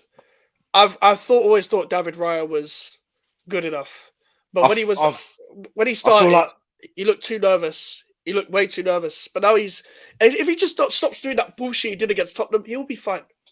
Yeah, I feel like the more that the season went on, and the more that I watched Raya in goal, I noticed that there's weaknesses in Ramsdale's game that Raya doesn't have. Yeah, I agree. I think he's a better cross collector as well. Exactly. To an extent, I think he's a better distributor of the ball as well. Yeah. No, I think he's definitely better distributor. Definitely. Ramsdale's very erratic. Just saw the fixtures you put up. Forget what I said. Burnley are gone. Forest have a better chance. I agree. If Forest beat Sheffield, then it's done this weekend. And yeah, as George said, hit the like button. I agree, guys. Yeah, hit the like button, guys. Make sure to subscribe if you're new as well. So I'm gonna go 4-3-3. Right. Back four. I originally would have said for a lot of the season Pedro Porro, but I'm going to change it to Ben White. I think Ben White's been the most consistent right back. The Love Island Maldini. Fucking hell. I'm going to go with Ben White right back. Yeah, same here. Ben White's been fantastic this season. Yes, he had that little bit of trouble with Southgate in England, but he's been a fantastic player for us this season, and I don't see any reason why he shouldn't be in the team of the season. I'll let you go first on this. Who's your centre-backs? 2 centre-backs. I think one of them has to be Saliba. Mm-hmm. And I'm going to go with Saliba, and I wanted to go with Van Dijk so badly, but I've seen over the past few games he's made some slips. But I have to say, as an Arsenal fan, and we all know how much Arsenal fans hate Tottenham, I'm probably going to go with Van der Ven here. Oh, fair enough. I feel like Van der Ven's been quite solid for Tottenham. I had no idea who he was when he came in. I had no idea what type of player he was, but he's been fantastic this season. Sure, Van der Ven and Romero make my honourable mentions, and Saliba makes my honourable mention. I've gone with Gabriel and Van Dijk. The reason why I've gone Gabriel and Van Dijk, I think Gabriel's been better than Saliba this season. I think Saliba's actually probably the closest to world class in terms of Arsenal players. I think that's the best. I think that's the best thing about Arsenal's centre back pairing with Saliba and Gabriel. The fact that if you look at last season, where we were last season in terms of when Saliba got injured against Sporting, we had Rob Holding come in, and there was no sort of cohesion between the two. When Saliba and Gabriel play alongside each other, they're both on it from minute 1 to minute 90. Oh, yeah. And I think that's what made Arsenal continue to be title contenders this season, is the fact that the overall defence as a package has been fucking fantastic. And that's the main problem with trying to beat Arsenal this season, is that unless you really, really are fantastic on the counter, you've got fast players, close dribblers, you're not going to get past that defence. You're not going to. What is it they say? Goals win games, defences win titles. Yep. That's why City won the treble last season, by the way. That's why City won the treble. That's why, and the back four of Ake, Diaz, Stones, and Akanji was the main force of them winning the treble. Because Stones was good in defence and in midfield. Bernardo Silva and Grealish were recycling from the right and the left. That's why they controlled the ball and they were tight in defense. And Edison in goal was fantastic back in the treble season. The reason why I got with Van Dijk is because this is team of the season. I got with whole season. Van Dijk still deserves it despite his form. If this was form, then Van Dijk wouldn't be there. That's why I haven't got Van der Ven there, because Van der Ven's had an injury, and that's not his fault. To be fair, Romero, apart from that Chelsea game, has been great pretty much all season, and I think he deserves a shout at least. But other than that, I think Van Dijk and Gabriel, the most consistent centre backs. Gabriel hasn't made that many mistakes. I think Saliba's got the best out of Gabriel. I think Gabriel gets the best out of Saliba. It works perfectly. Who's your left back, bro? Despite his injury, I'm gonna go with Udogie. Fair enough. I feel like Udogie's been class this season. He has. He's him and Porro are pretty much the main guys of that team. The way they build up and stuff. Enjoyed the show as always. Are you doing a watch along for Thursday or Friday's games? I might do a watch along for Luton Everton if I haven't got anything else to do. But I'm not doing a watch along for Thursday because I want to watch the darts and Chelsea Tottenham at the same time, and I want to enjoy the darts because the past few Thursdays West Ham. Big up Luke. Big up Luke the Nuke.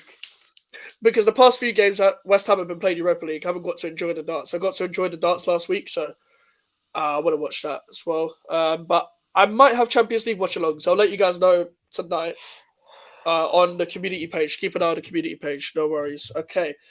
My left back is... I'm generally not being biased. I'm going Emerson. Emerson's been amazing all season. I think apart from like maybe 2 games, I think Emerson, even in terms of overall performances, has been better than the doggy. I think he's had less bad games. I think a doggy deserves team of the season. Don't get me wrong. Like if people want to put him there, that's fine. But I'm going to go Emerson. I think Aragona is probably hammer of the year, but Emerson will get a close second. 3 in midfield. Give me your first midfielder. Rice. I think that's unanimous. I think. Need I say more? Yeah, we've both got Declan Rice. Completely forgot about the Champions League semi-finals. I think most people have. All the English teams got fucked off.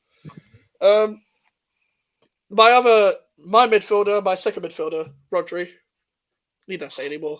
Rodri and Rice. Yeah. I mean, Rodri, he's a shoo-in. Yeah, I think Rodri. We'll come into that after. I'm not going to ask that yet. Third midfielder. I mean, do you have Rodri as well? Yeah. Yeah.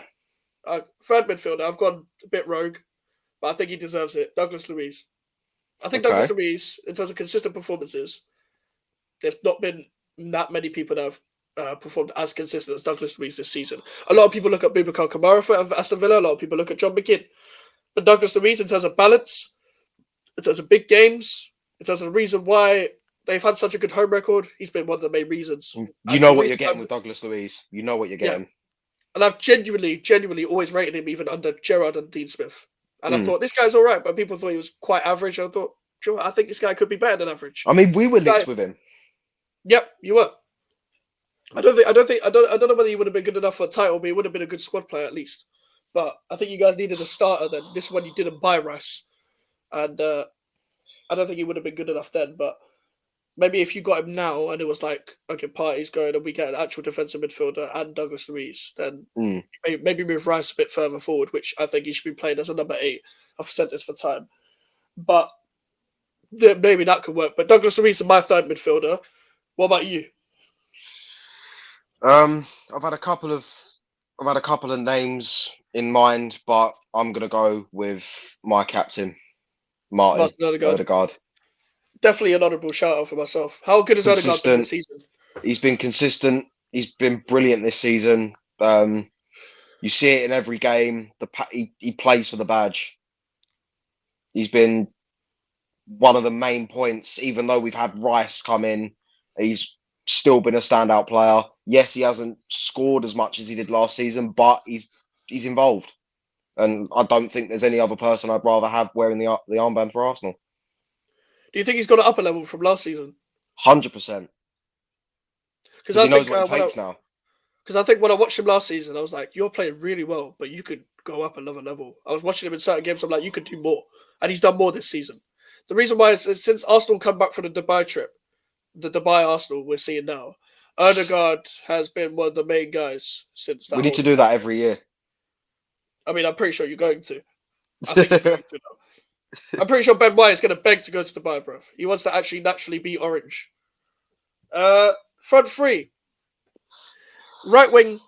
Who's your right winger? Saka. No, actually, wait. Because there has been a few performances where Saka's been quite poor, and he has been known to limp after 60 minutes. In terms of team of the season, I don't think he makes team of the season for me. No, I don't see that. What's a Gerard Bowen? Gerard Bowen was good this season. Gerard Bowen's been good this season, but I also wouldn't put him in team of the season. He's been fantastic in terms of goals, but in terms of the only thing that keeps Gerard Bowen out is the same reason why I keep Van der Ven out: injuries. That's it. Yeah. But who would you go with at right wing then? Cole Palmer. Yeah, I have to agree. Cole Palmer's been consistent. Don't get me wrong, our Chelsea fans a little bit cringe for calling him Cole Palmer. It was funny at first, but now it's a bit cringe, yes. But Cole Palmer, in terms of consistency, in terms of one-man team, he can easily do it all by himself, as a man once said. But Cole Palmer, one-man team. That is the definition of Chelsea right now under Pochettino. Pochettino has made Chelsea a Cole Palmer FC, and he's dragged Chelsea. And when Tim Sherwood asked him, "You deserve better players around you," this guy was like, "What? How come you're asking me that?" But he's generally turned up in every big game. Every big game. I don't think he would have made a difference against Arsenal because it was 5-0. But Palmer has been sensational. He can play on the right, play in the middle. Yeah, people could say Man City probably regret letting him go. Don't get me wrong, he probably could have played a part this season, but Man City are Man City. They've got robots in their academy. They'll be fine. But with Cole Palmer, if Chelsea are going to keep performing like this, he'll be gone soon. Yeah, big teams will come in for him. Striker, who's your striker? Watkins. Same. Do we need to say any more? Well, explain what do you like about Ollie Watkins? I just like the way he plays. Is just, I mean, watching the Villa game where they beat us, like 2 minutes after they scored the first goal, Watkins is in. The way he's able to beat the offside trap consistently, always getting into the right areas in the box, always managing to put the ball beyond the reach of the keeper. Yeah, and he's done that week in, week out. And the great thing about him, and I'm actually a big critic. I've been a big critic in the past of Ollie Watkins, but what I will say is this manager has got the absolute best out of him. And something key that I think Ollie Watkins said in the interview once is he told me to stop just running a lot. He told me to make certain runs, running behind certain times, and he is consistent. He's been so consistent this season. With Ollie Watkins, the way he runs the channels, he's given every centre-back problems. He's given every centre-back problems at least once this season. The guy is on, 20 goals now. I want to give an honourable shout-outs to Isak. Yeah. He's played well. Injuries, though, I wouldn't put him in. If he didn't have injuries, he probably would have been in mine. Dominic Solanke is up there as well. Solanke's been amazing this season. I'm trying to go through the league. Who else has been in? Joe's funny, actually. Richarlison would have been an honourable shout-out if he didn't get injured.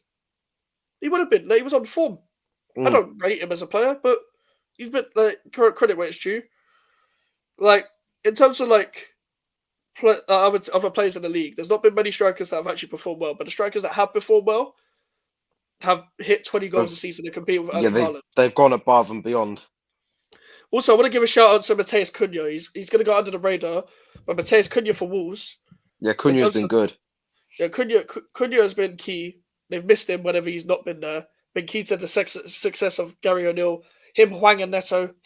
Wolves have got so unlucky with injuries this season. The game that they recently played against Luton, him and Hwang have played that was the first time they played together since December. That's how long it's been since they played together. And Neto's still injured. Neto's a great player as well.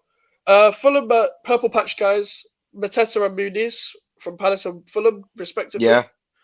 Kai Havertz has played his part as well. I'll give him an honourable mention as well because of form. But I don't think you can put him in the team of the season as a striker because, like we've said, he's not an out-and-out number 9. No, yeah, exactly. a lot of strikers would have been in contention if it wasn't for injuries as well. It's like someone that would have, if he had a good full season, Taiwo Awoniyi from Forest. He started so well and he's been injured since. Even Chris Wood is putting up numbers. Chris Wood should have scored about a hat trick on the weekend, and that is pretty much all the strikers. Left wing, I'm gonna go Anthony Gordon. Anthony Gordon for Newcastle, especially at home games. His away form isn't as great, but in terms of left wingers, there haven't been that many left wingers that have touched the levels of Anthony Gordon. This guy has pretty much scored against every big side. In the side, he's been very effective. He gives people problems. He's given people problems the whole season. It was a signing that I actually doubted, but Eddie Howe again has got the best out of the player that he's had. 100%. So, Anthony Gordon for me, big class. What about you? Yeah, I'm going with Gordon as well. We've got the same front three. Yeah. So says a lot. Joe, we've got similar players, pretty much. Apart from centre back, left back, and one midfielder, we pretty much got the same team. Yeah. And goalkeeper, I guess. But so half our team is pretty much the same. How much time have you got, bro? I've got quite a bit of time. All right, I want to do something funny. Go on. We've done team of the season. Okay. Worst team of the season. Ooh. Let's go. Do you know what it is? I wrote my team of the season down. I haven't written this down. So we could just let's go for it. Joy, I'm gonna get the league table up again. Just to give you ahead of who plays for who and stuff, like, because we're not gonna remember everyone. And we're gonna go off the top of our heads with this one because this. Yeah. We could I'm just gonna roast players. But Premier League table. Worst team of the season. Let's go goalkeeper first. I've got one in mind. James Trafford. I would have probably said Wes Fotheringham. Sure, I'll give you that. He's conceded 97 goals. He's worse. He is worse. Let me write it down actually as well. The guy was brought off by Di Canio at Swindon. Oh, I remember that story. Sure, Di Canio was a madman as a manager, yeah, but that's probably one of the few decisions he probably got right. Like Fotheringham, when I watch him, yeah, one of the worst goalkeepers I've watched in this league, and I've watched Roberto Jimenez for West Ham. All the West Ham fans in the chat, you know Roberto. Fucking hell, man. At the worst manager of the season. Oh, we're coming to that. Sure, we'll come to everything at the end. Because I've got a few questions. But Fotheringham, worst keeper probably by far. I forgot about him. That's how bad he is. When I said James Trafford, it was more for the fact that I remembered that they replaced their goalkeeper. And he is an honourable mention. But Wes Fotheringham, oh my God, this guy cannot catch a ball, cannot save a ball, lets balls go under his arms, pause, cannot make himself big. As a keeper, you got to make yourself big. You got to make the goal small. He's just inept as a goalkeeper. You know, in school where it's either the fat guy or the worst guy in your group goes a goal. Like when I was the worst guy, yeah, he was forced to go there. Well, like when I was not good at football. In certain groups, I could make myself look good because the other people were shit. Yeah. You see, when I was playing with people that were good at football, I was in goal because I was shit. But I'm skinny, so I conceded a lot of goals. Yeah. But if I was playing with other people, it was usually one of my fat friends that would go and goal. And there's a reason for that. Because you're covering the goal. You don't need to make yourself big. You are big. So I reckon Wes Fotheringham was fat growing up. That's my guess. That's why he's been forced in goal. That's the only explanation I can give off. Honourable mentions, by the way. Matt Turner and the other guy for Forest. Who's that fucking Vlad guy as well? Players. Hold on. Where is his name? Where's the... I can't find his name. Because somebody... Oh, there he is. This guy as well. Odysseus Vlachodimos. Yeah. That guy. Him and Turner, you're both honourable mentions. You're both honourable mentions because you're both shit. And the reason why they're both shit, Forest literally got a new goalkeeper, Matt Sells, in January because they were both shit. And he signed them both in the summer. What are Forest doing? They're just scattergunning goalkeepers. I have got one keeper as an honourable mention. Yes, he has had a few decent performances this season, but overall, he's not been good enough. It has to be Onana. Another's an honourable mention. He has to be because he's done some good things, done some bad things. The guy went on an interview and said, "Do you want to tell me the best goalkeeper in the Champions League last season is now the worst in the world?" Nah. Yep. Yes, you are. Yeah. Oh, another honourable mention. Got benched for backup goalkeeper Robert Sanchez for Chelsea. You are shit. You are so shit. And I've been telling you. Should never have left Brighton. Oh, forget. He should have left Brighton for fucking Saudi, bro. The guy is shit. I was just saying this since his Brighton days. The guy is not that good. He overdoes it when it comes to distribution. The guy has definitely got something wrong with him in his head when it comes to distribution. The guy takes too long on the ball. And in general, he's just not good enough of a shot stopper, which was what he should be as a goalkeeper, a good shot stopper. That's a minimum expectation. Robert Sanchez, you are up there as well. I'm going through the table again. Newcastle, Dubravka. Since you come in for Nick Pope as well, you have been shocking. Dubravka, you have been shocking. I think that's it for goalkeeper. It's where it gets hard now. I joined Neto for Bournemouth as well. The one Bournemouth player that hasn't been that good is Neto. Right back. Is there any right backs in my head that I can think of that has been shit? Because I was thinking, even when Man United have been shit, Dallow's had a good season. Yeah. Honourable mention. I don't think he'll make the final list, but honourable mention would be Trippier. This season he's not been good enough.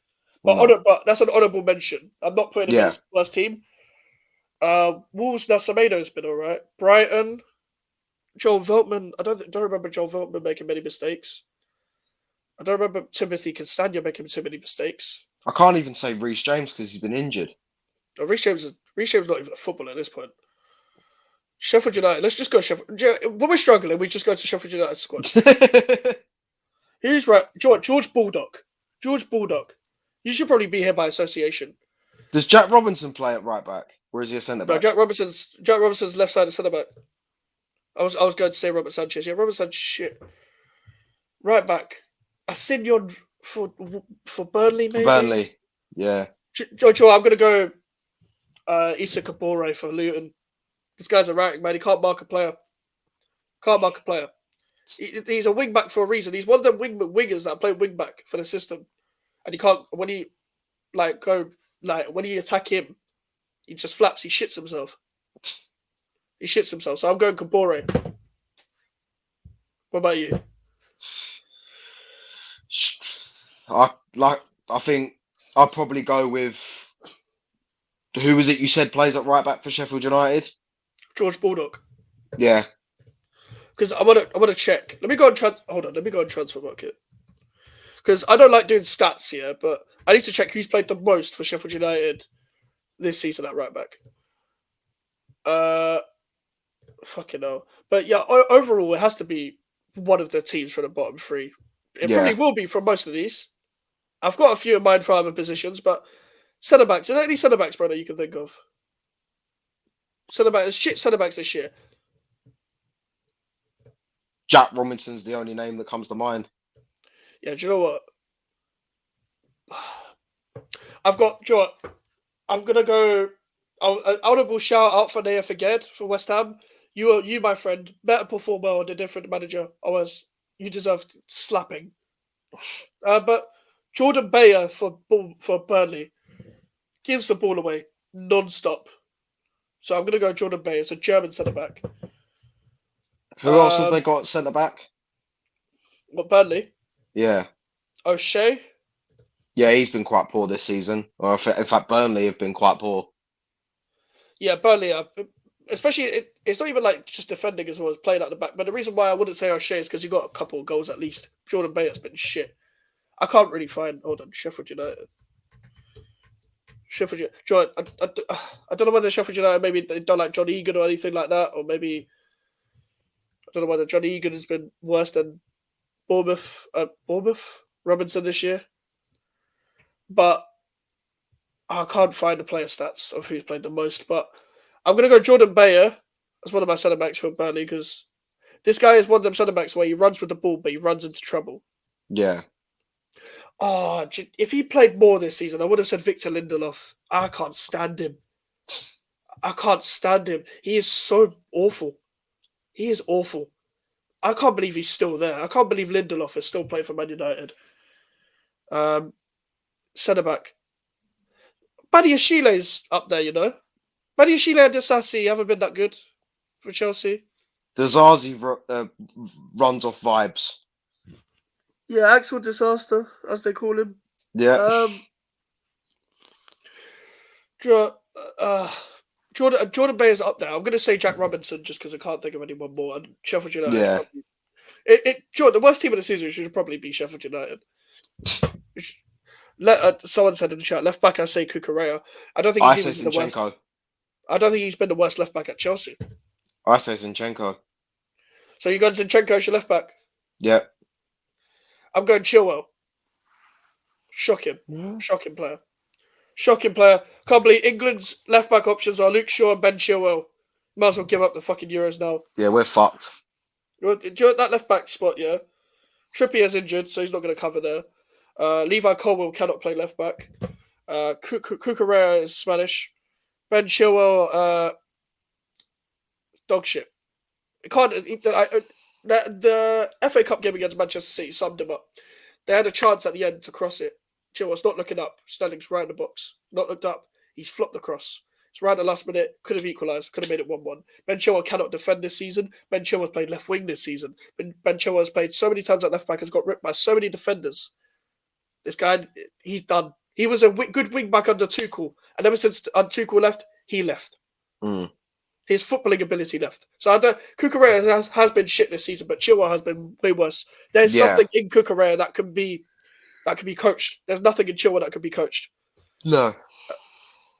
Honourable mentions. Who plays left back for these bottom three teams? Alfie Doherty has been good for Luton. He's actually been quite decent.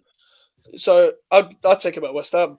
But you said Zinchenko. How bad has Zinchenko been this season for you? So bad. Just a liability. Yeah. When did it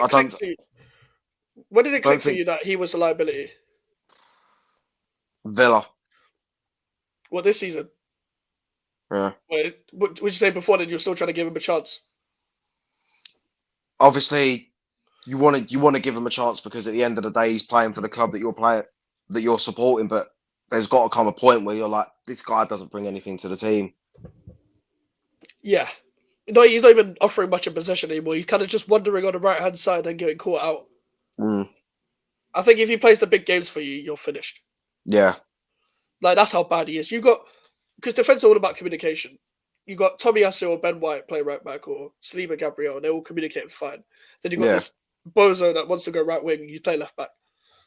And then the midfield has to cover for him. Like a Declan Rice might have to cover for him. Even a Trossard that's played left wing might have to cover for him. Or sometimes you'll just go to 3 at the back because this bozo's at right wing. He just leaves gaps. Yeah. Midfield.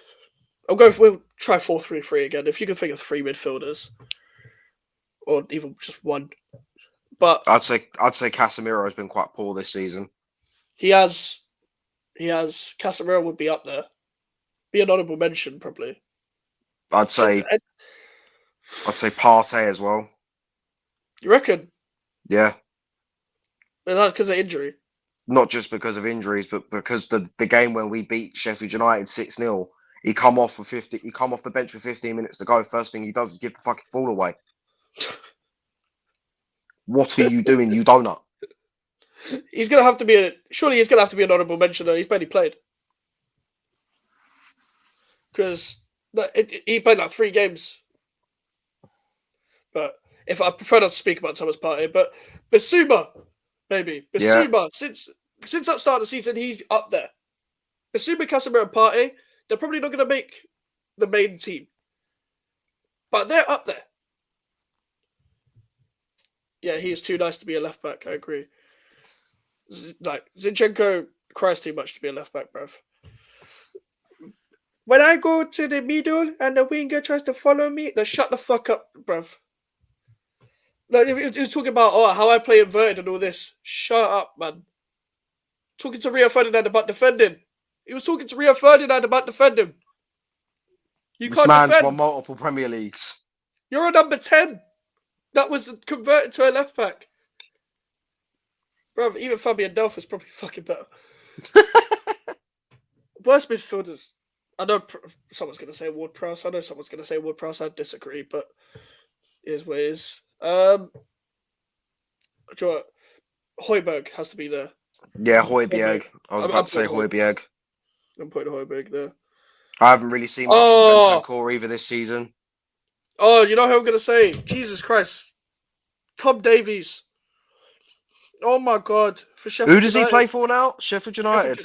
Bro, every time this guy comes on, they get battered. He's the sole reason. Not the sole reason.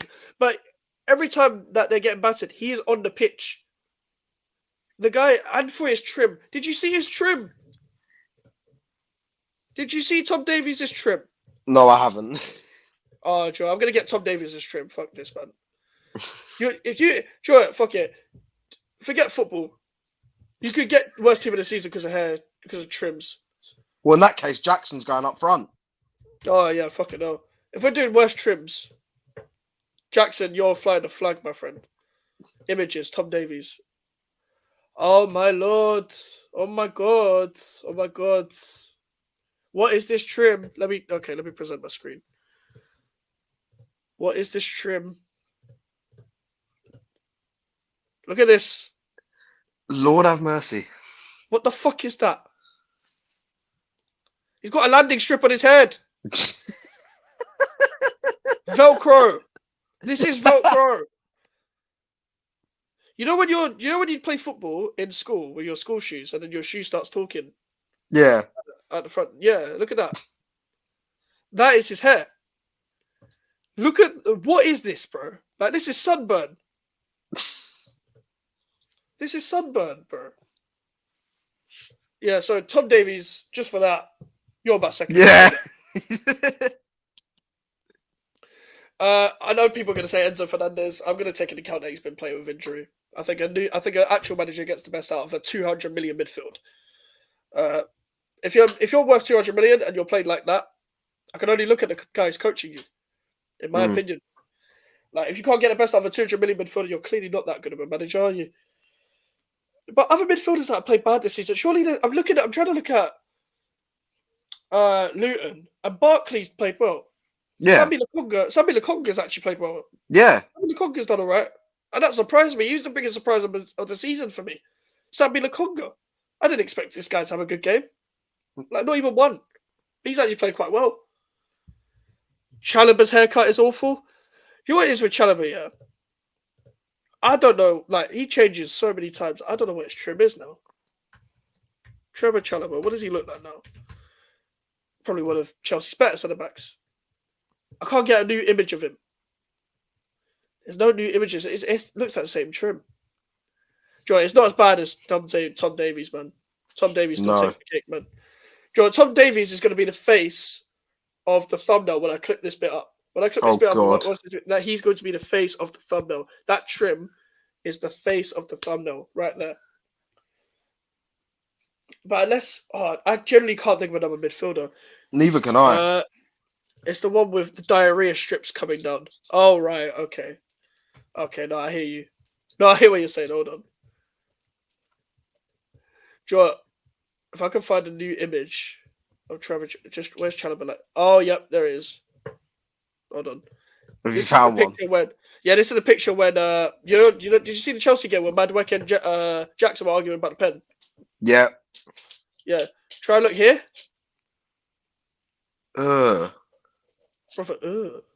Brother, what's that, brother? I can't zoom in, but that is that shit. Yeah, Joe, that's I get disgraceful. Yeah, that did help the diarrhea strips. The way you described it, Wolf. That was perfect. Joe, because I can't think of anyone else. Casemiro, you're going in. Casemiro has to go in. The guy's playing like an old man. Yeah. What I will say, though, I have to say, Erik ten Hag cannot structure a team. One pass takes the whole team out. So the fact that he plays Casemiro, Mainu, and Fernandez, and they're all on the other side of the pitch. There's no one protecting the back four. That's clearly what the manager's doing. If we're doing... Joe, I've just thought of another segment. I've just thought of another segment straight after. Hold on. I'm just going to write it down. Just gonna write it down. But wingers, bro. Wingers and attackers and strikers. Can you think of anyone that comes to mind? Sterling. That's your first name on the team sheet right there. Sterling, Jackson, Mudryk. Mudryk. I think Mudryk and Sterling have been worse than Jackson. Martinelli As far as hasn't been great. No, Martinelli hasn't been as good as he usually is. He won't make it. He won't make the worst team. Don't get me wrong, but he won't make the best team either. No, yeah. I do have to say Trossard's been better than Martinelli this season. I'm not surprised. Trossard's a really good player. Clutch player. Just a fantastic footballer as well. Love the way he plays. Attackers. Do you know who deserves to be there? Who? The dinner lady. You know who I'm talking about. Who are you talking about again? Marcus Rashford. The dinner lady. He has to be there. He has to. The expectation. He's so wishy-washy. The most inconsistent player ever. This guy, yeah, will have a good season and people will be like, this is why he's world class. Since you're talking about wingers and attackers, is Bowen or Saka better? I can't be shameless. I can't. I'll say overall game, Saka has more to him, but Bowen's been better this season. And I don't think Saka's clear. I don't think Saka's way better. I think Saka's better because he has more to his ammo. But what I will say in terms of like going to England and stuff, you've got Palmer, Bowen, and Saka. Just take them all. Take them all. You've got talent at your disposal. Take them all. And we might even get 3 extra spaces in the squad. Just take them all. And if Saka's really not fully fit, as he doesn't look like he's playing fully fit, play Bowen or Palmer. Play one of them too, please. Yeah. I can't be shameless. I'm not one of these West Ham fans that say all of my players are better because I'm not retarded. I look at football. I watch football with my eyes. But this season, Bowen's been better, but Saka's better overall. Yeah. Sterling and Rashford. The reason why I'm putting Rashford over Mudryk is because Marcus Rashford has more expectation. Marcus Rashford is older. Marcus Rashford has not had 2 good seasons in a row ever at Manchester United. Marcus Rashford was only talked about last season because of stats, and Marcus Rashford doesn't deserve to be in the England squad, in my opinion, but he will be. So, I've got one for the right wing. Who? I've said Rashford and Sterling, so who have you got for yours? Anthony. Yeah, you know what? I forgot about him. I forgot all about him. I forgot all about Anthony. Joe, the guy shushed Coventry players.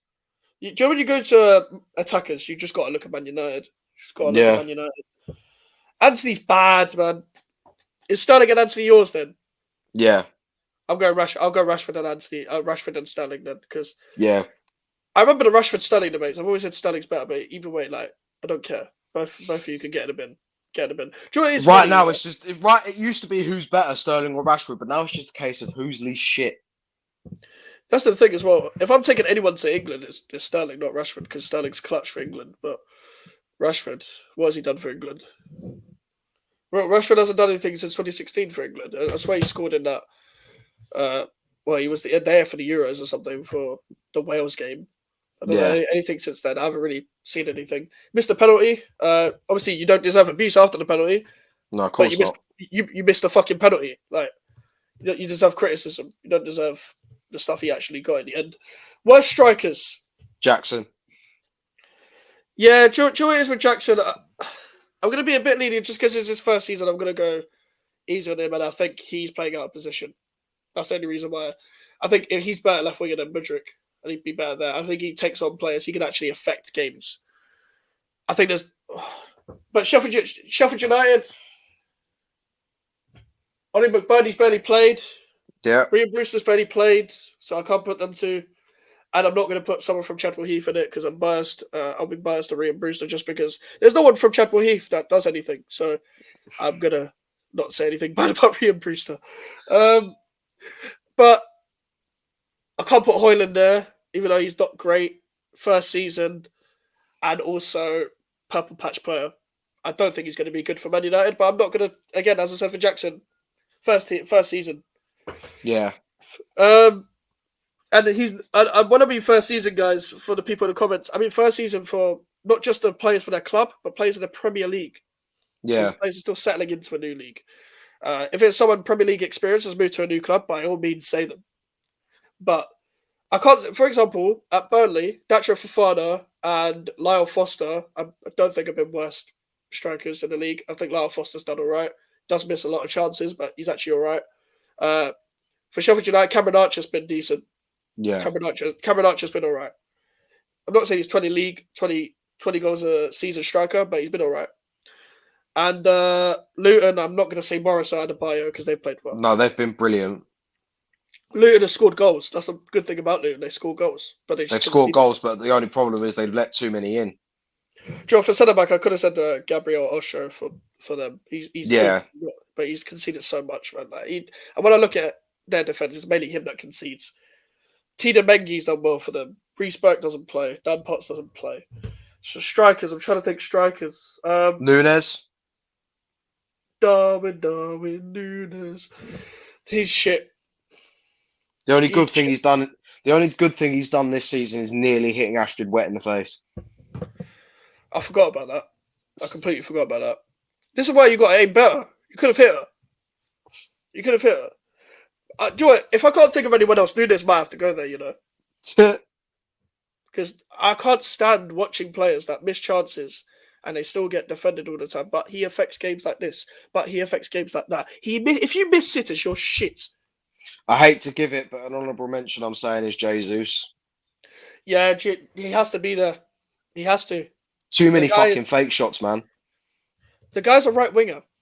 He was a right winger at City. When he was good, yeah. You know, City were playing with a false nine with Jesus. That tells you all you need to know about him as a striker. They were playing a false nine with him. And he's meant to be a 9. He's not a 9. They wouldn't even played him there. I swear he's got like a 13% conversion rate. Antonio's probably better at shooting than him. Antonio's better than Darwin Nunes. How about that? Have that on your head tops, people. Antonio is better than Darwin Nunes. Come at me. Because we were meant to fucking sign Darwin Nunes in 2022 in January. I'm fucking glad we didn't, because it would have been like having I was about to say Mexican because he's called Nunes, Uruguayan Mikel Antonio. Antonio will bully you, send you into the Leyton Orient Stadium from the London Stadium, could miscontrol the ball, barge another defender out the way, and he'll still sky it over the bar, but the next chance he might score. That's Mikel Antonio. Nunes, it just boing off his head, boing off his foot. I remember in the Everton game, I'll do the watch along for it, Trent put this sick ball into Nunes. Nunes turns around and it goes under his legs.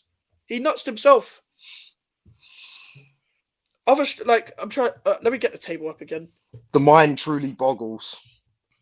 When you watch Darwin Nunes, like, do you think how shit is he, in your opinion? Like, I just sit there. Every time I watch him play in a game, I just sit there and think, what actually goes through your head on the pitch?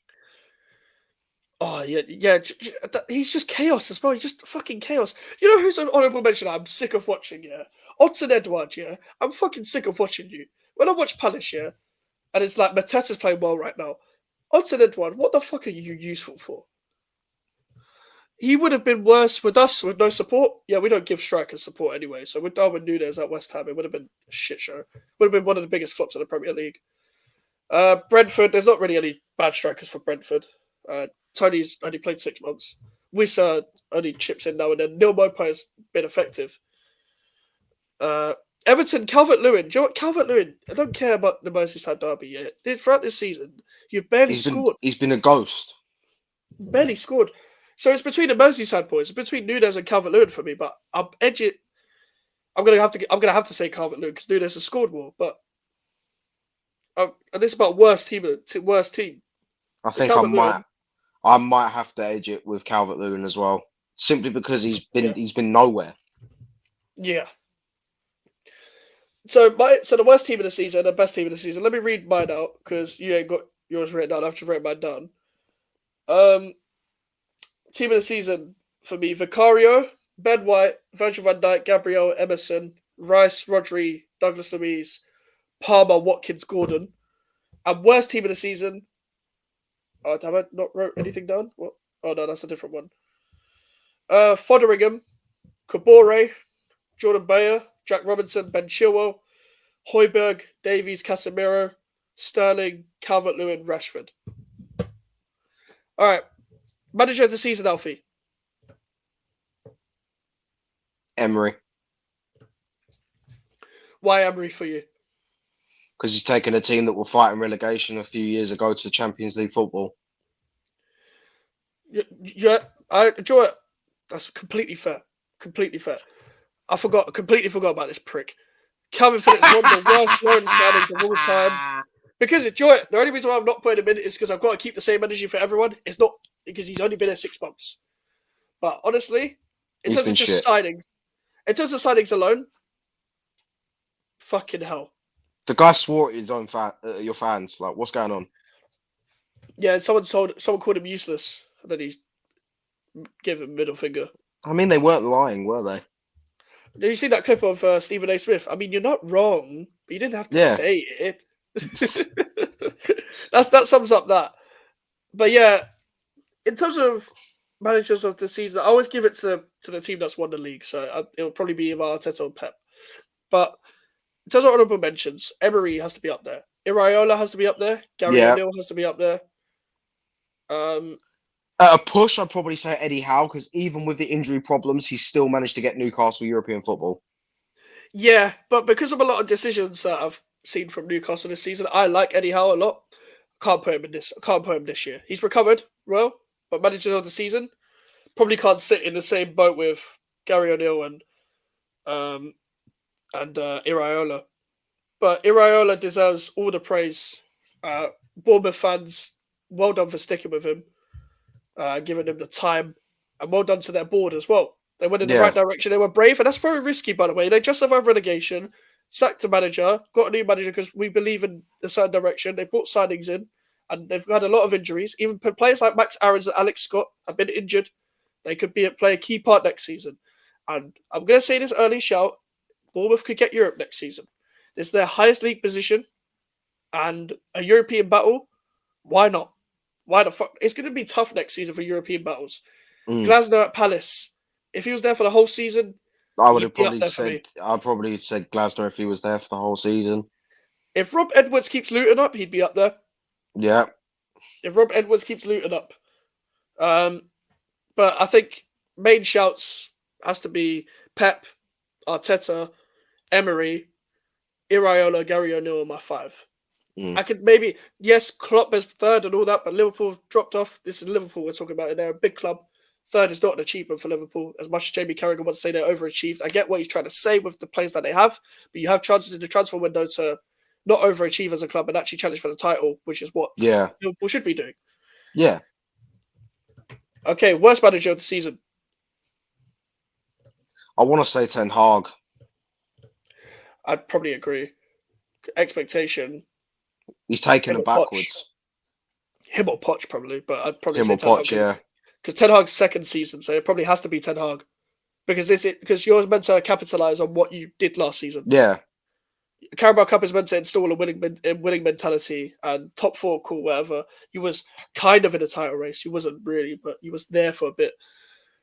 You're meant to capitalise, but you approved signings of people like Mason Mount, who isn't that good anyway, and hasn't really played. Someone like Malacia is cool. You've had a lot of injuries, but you've also made a lot of bad decisions. You could have integrated someone like Amad Diallo by now. Amad Diallo is better than Anthony. Amad Diallo is better than Garnacho. Amad Diallo is better than Marcus Rashford.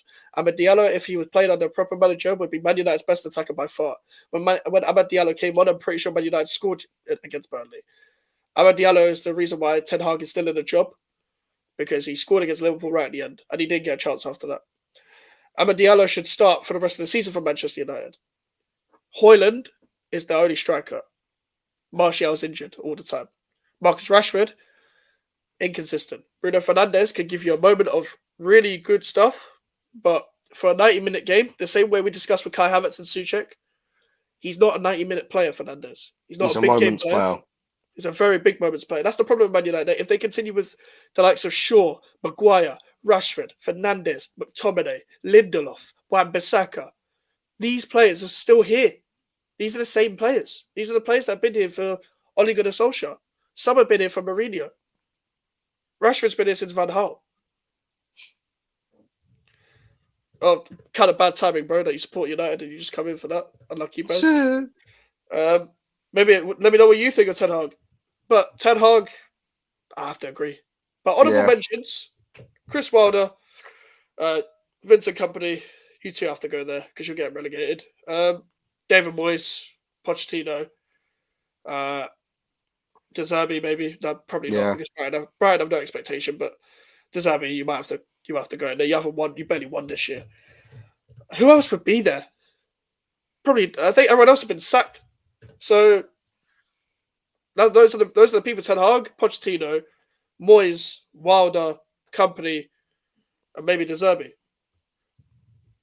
Wait, who was in charge? Who was in charge of Sheffield United before Chris Wilder took over? Paul Heckingbottom. Yeah, him as well. Yeah, we'll throw him in there because do you know what's annoying about Sheffield By United? association. They played the same formation for years. They had a manager in the Championship when they got relegated last, and he lasted like 5 games. They hired Paul Heckingbottom, who was the caretaker beforehand, and was an under-21s manager. He manages them for years, plays the same style as Chris Wilder. Then they sack him and get Chris Wilder back. It's the same team, same doesn't players, make sense. same formation, same nonsense. And their owner approved the sales of what's his name? Ndai that went to Marseille, that did well in the Championship, and Sander Berg, who went to Burnley. Well, Sander Berg went from Sheffield United to Burnley. What was the point of that? No, he might as well just stayed at Sheffield United. Exactly. They're going to get relegated anyway. It kind of looks bad on him. Not that Sheffield United fans can laugh at him because they're shit. But this is a new segment, and I'm gonna be particular. Worst signing of the season. Oof. Joe, I'm gonna throw some names. Mason Mount. Yeah. That's the first one that comes to mind. Who have Chelsea signed? I'm sure there's loads this season. I'm not going to say. I was going to say I'm not going to say him just because. The reason why I said Mount, been in the Premier League before, didn't need him. They didn't need him. Have Arsenal ain't signed anyone shit. If we signed De Zerbi, we are back again. Rant said it. I'm assuming you're talking about Rants and Bunts. I don't really agree with De Zerbi with Man United. I think he can't coach a defence. But something that Rants did say that I do agree with is that Man United aren't far off in terms of the quality in terms of top 4 teams. It's like the quality is not that big in terms of top 4. You don't need much to get top 4. Man United can get top 4 next season if they hire the right manager. But with the managers you're linked with, I don't see it. I feel like one of the worst things about the whole situation with Man United is they're still trying to portray themselves as this big club. They're not the same club anymore. They need to rebuild themselves as a new club. That's what they've failed to do for years as well. Like this is the problem with them. They're trying to rebuild with the same players, and it doesn't work. And the managers that they're hiring are not good enough. Like Solskjaer, Van Gaal, Ten Hag now. Mourinho was a shit show, but Mourinho has credibility. Van Gaal had a style of play, but Van Gaal, I don't remember him getting any. I don't remember who he signed. He brought in youngsters at least. At least he brought in loads of youngsters. Darmian, Schneiderlin, Jan. No, he didn't sign Jan. Sorry, Martial, Schweinsteiger, Di Maria for 1 season. Yeah, that was a bad deal. Falcao on loan. Yeah. Rojo. Oh, Luke Shaw. Yeah. Fucking hell, Luke Shaw's been here too long. Like, this is the thing. Luke Shaw's still here. Luke Shaw gets injured every year. He's still here. He's living off his goal in the final of the Euros. Prime Martial. Fucking hell. Do you know when Martial came through, yeah? That was like, oh my God. This guy the game against Liverpool where he scored sticks in my brain. And Martin Tyler had an orgasm. The commentary. Yeah. Oh, yes. He's done Welcome to Manchester United, Anthony Martial. That's another man who's been ruined by injuries. Fucking hell. This guy's had so many injuries, he lost his pace. Lost his face. And Lost his hair. face. Oh yeah, he lost his. Does he have hair now? No, last time I saw him, he was bald. Oh damn! If he's still bald, that's like. Oh. I heard about Shaw. You're absolutely correct. Listen, Luke Shaw's been it a long time. Have you heard about? Apparently, a load of people are coming out as gay soon. Yeah, I heard about this. Footballers are campaigning to come out as gay. I don't know what campaign. I don't know what campaigning it. If you're gay, you're gay, innit? That's it. Sure. I think if you want to campaign, I don't know what this campaign's going to be, but that just confuses me. How do you campaign coming out? Yeah. How do you campaign that shit?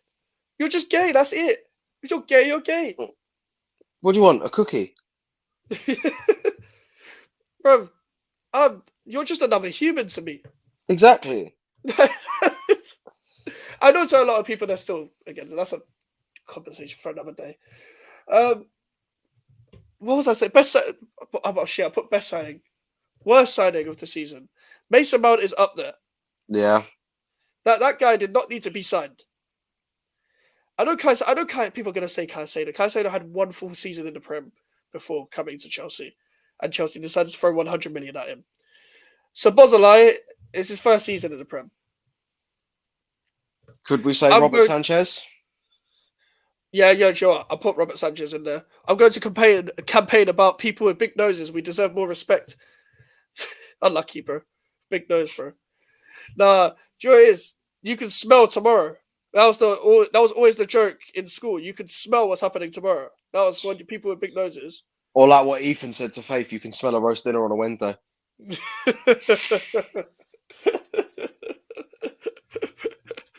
Do you know what? People with big noses, yeah, it's just unlucky, man.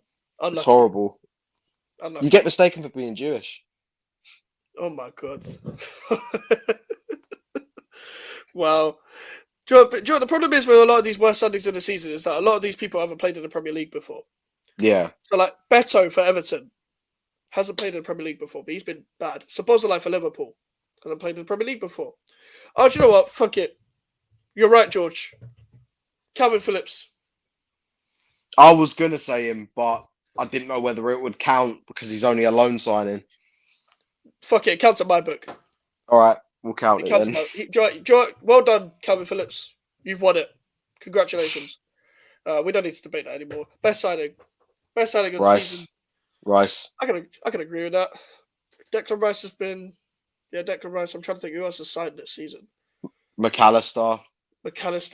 I'm gonna Endo as well. Maybe, yeah. He's had some shaky ones, had some good ones. Have we had a worse loan signing than Phillips? Yeah, Falcao to Man United. I think you talk about West Ham though. On loan, Roger Johnson was bad.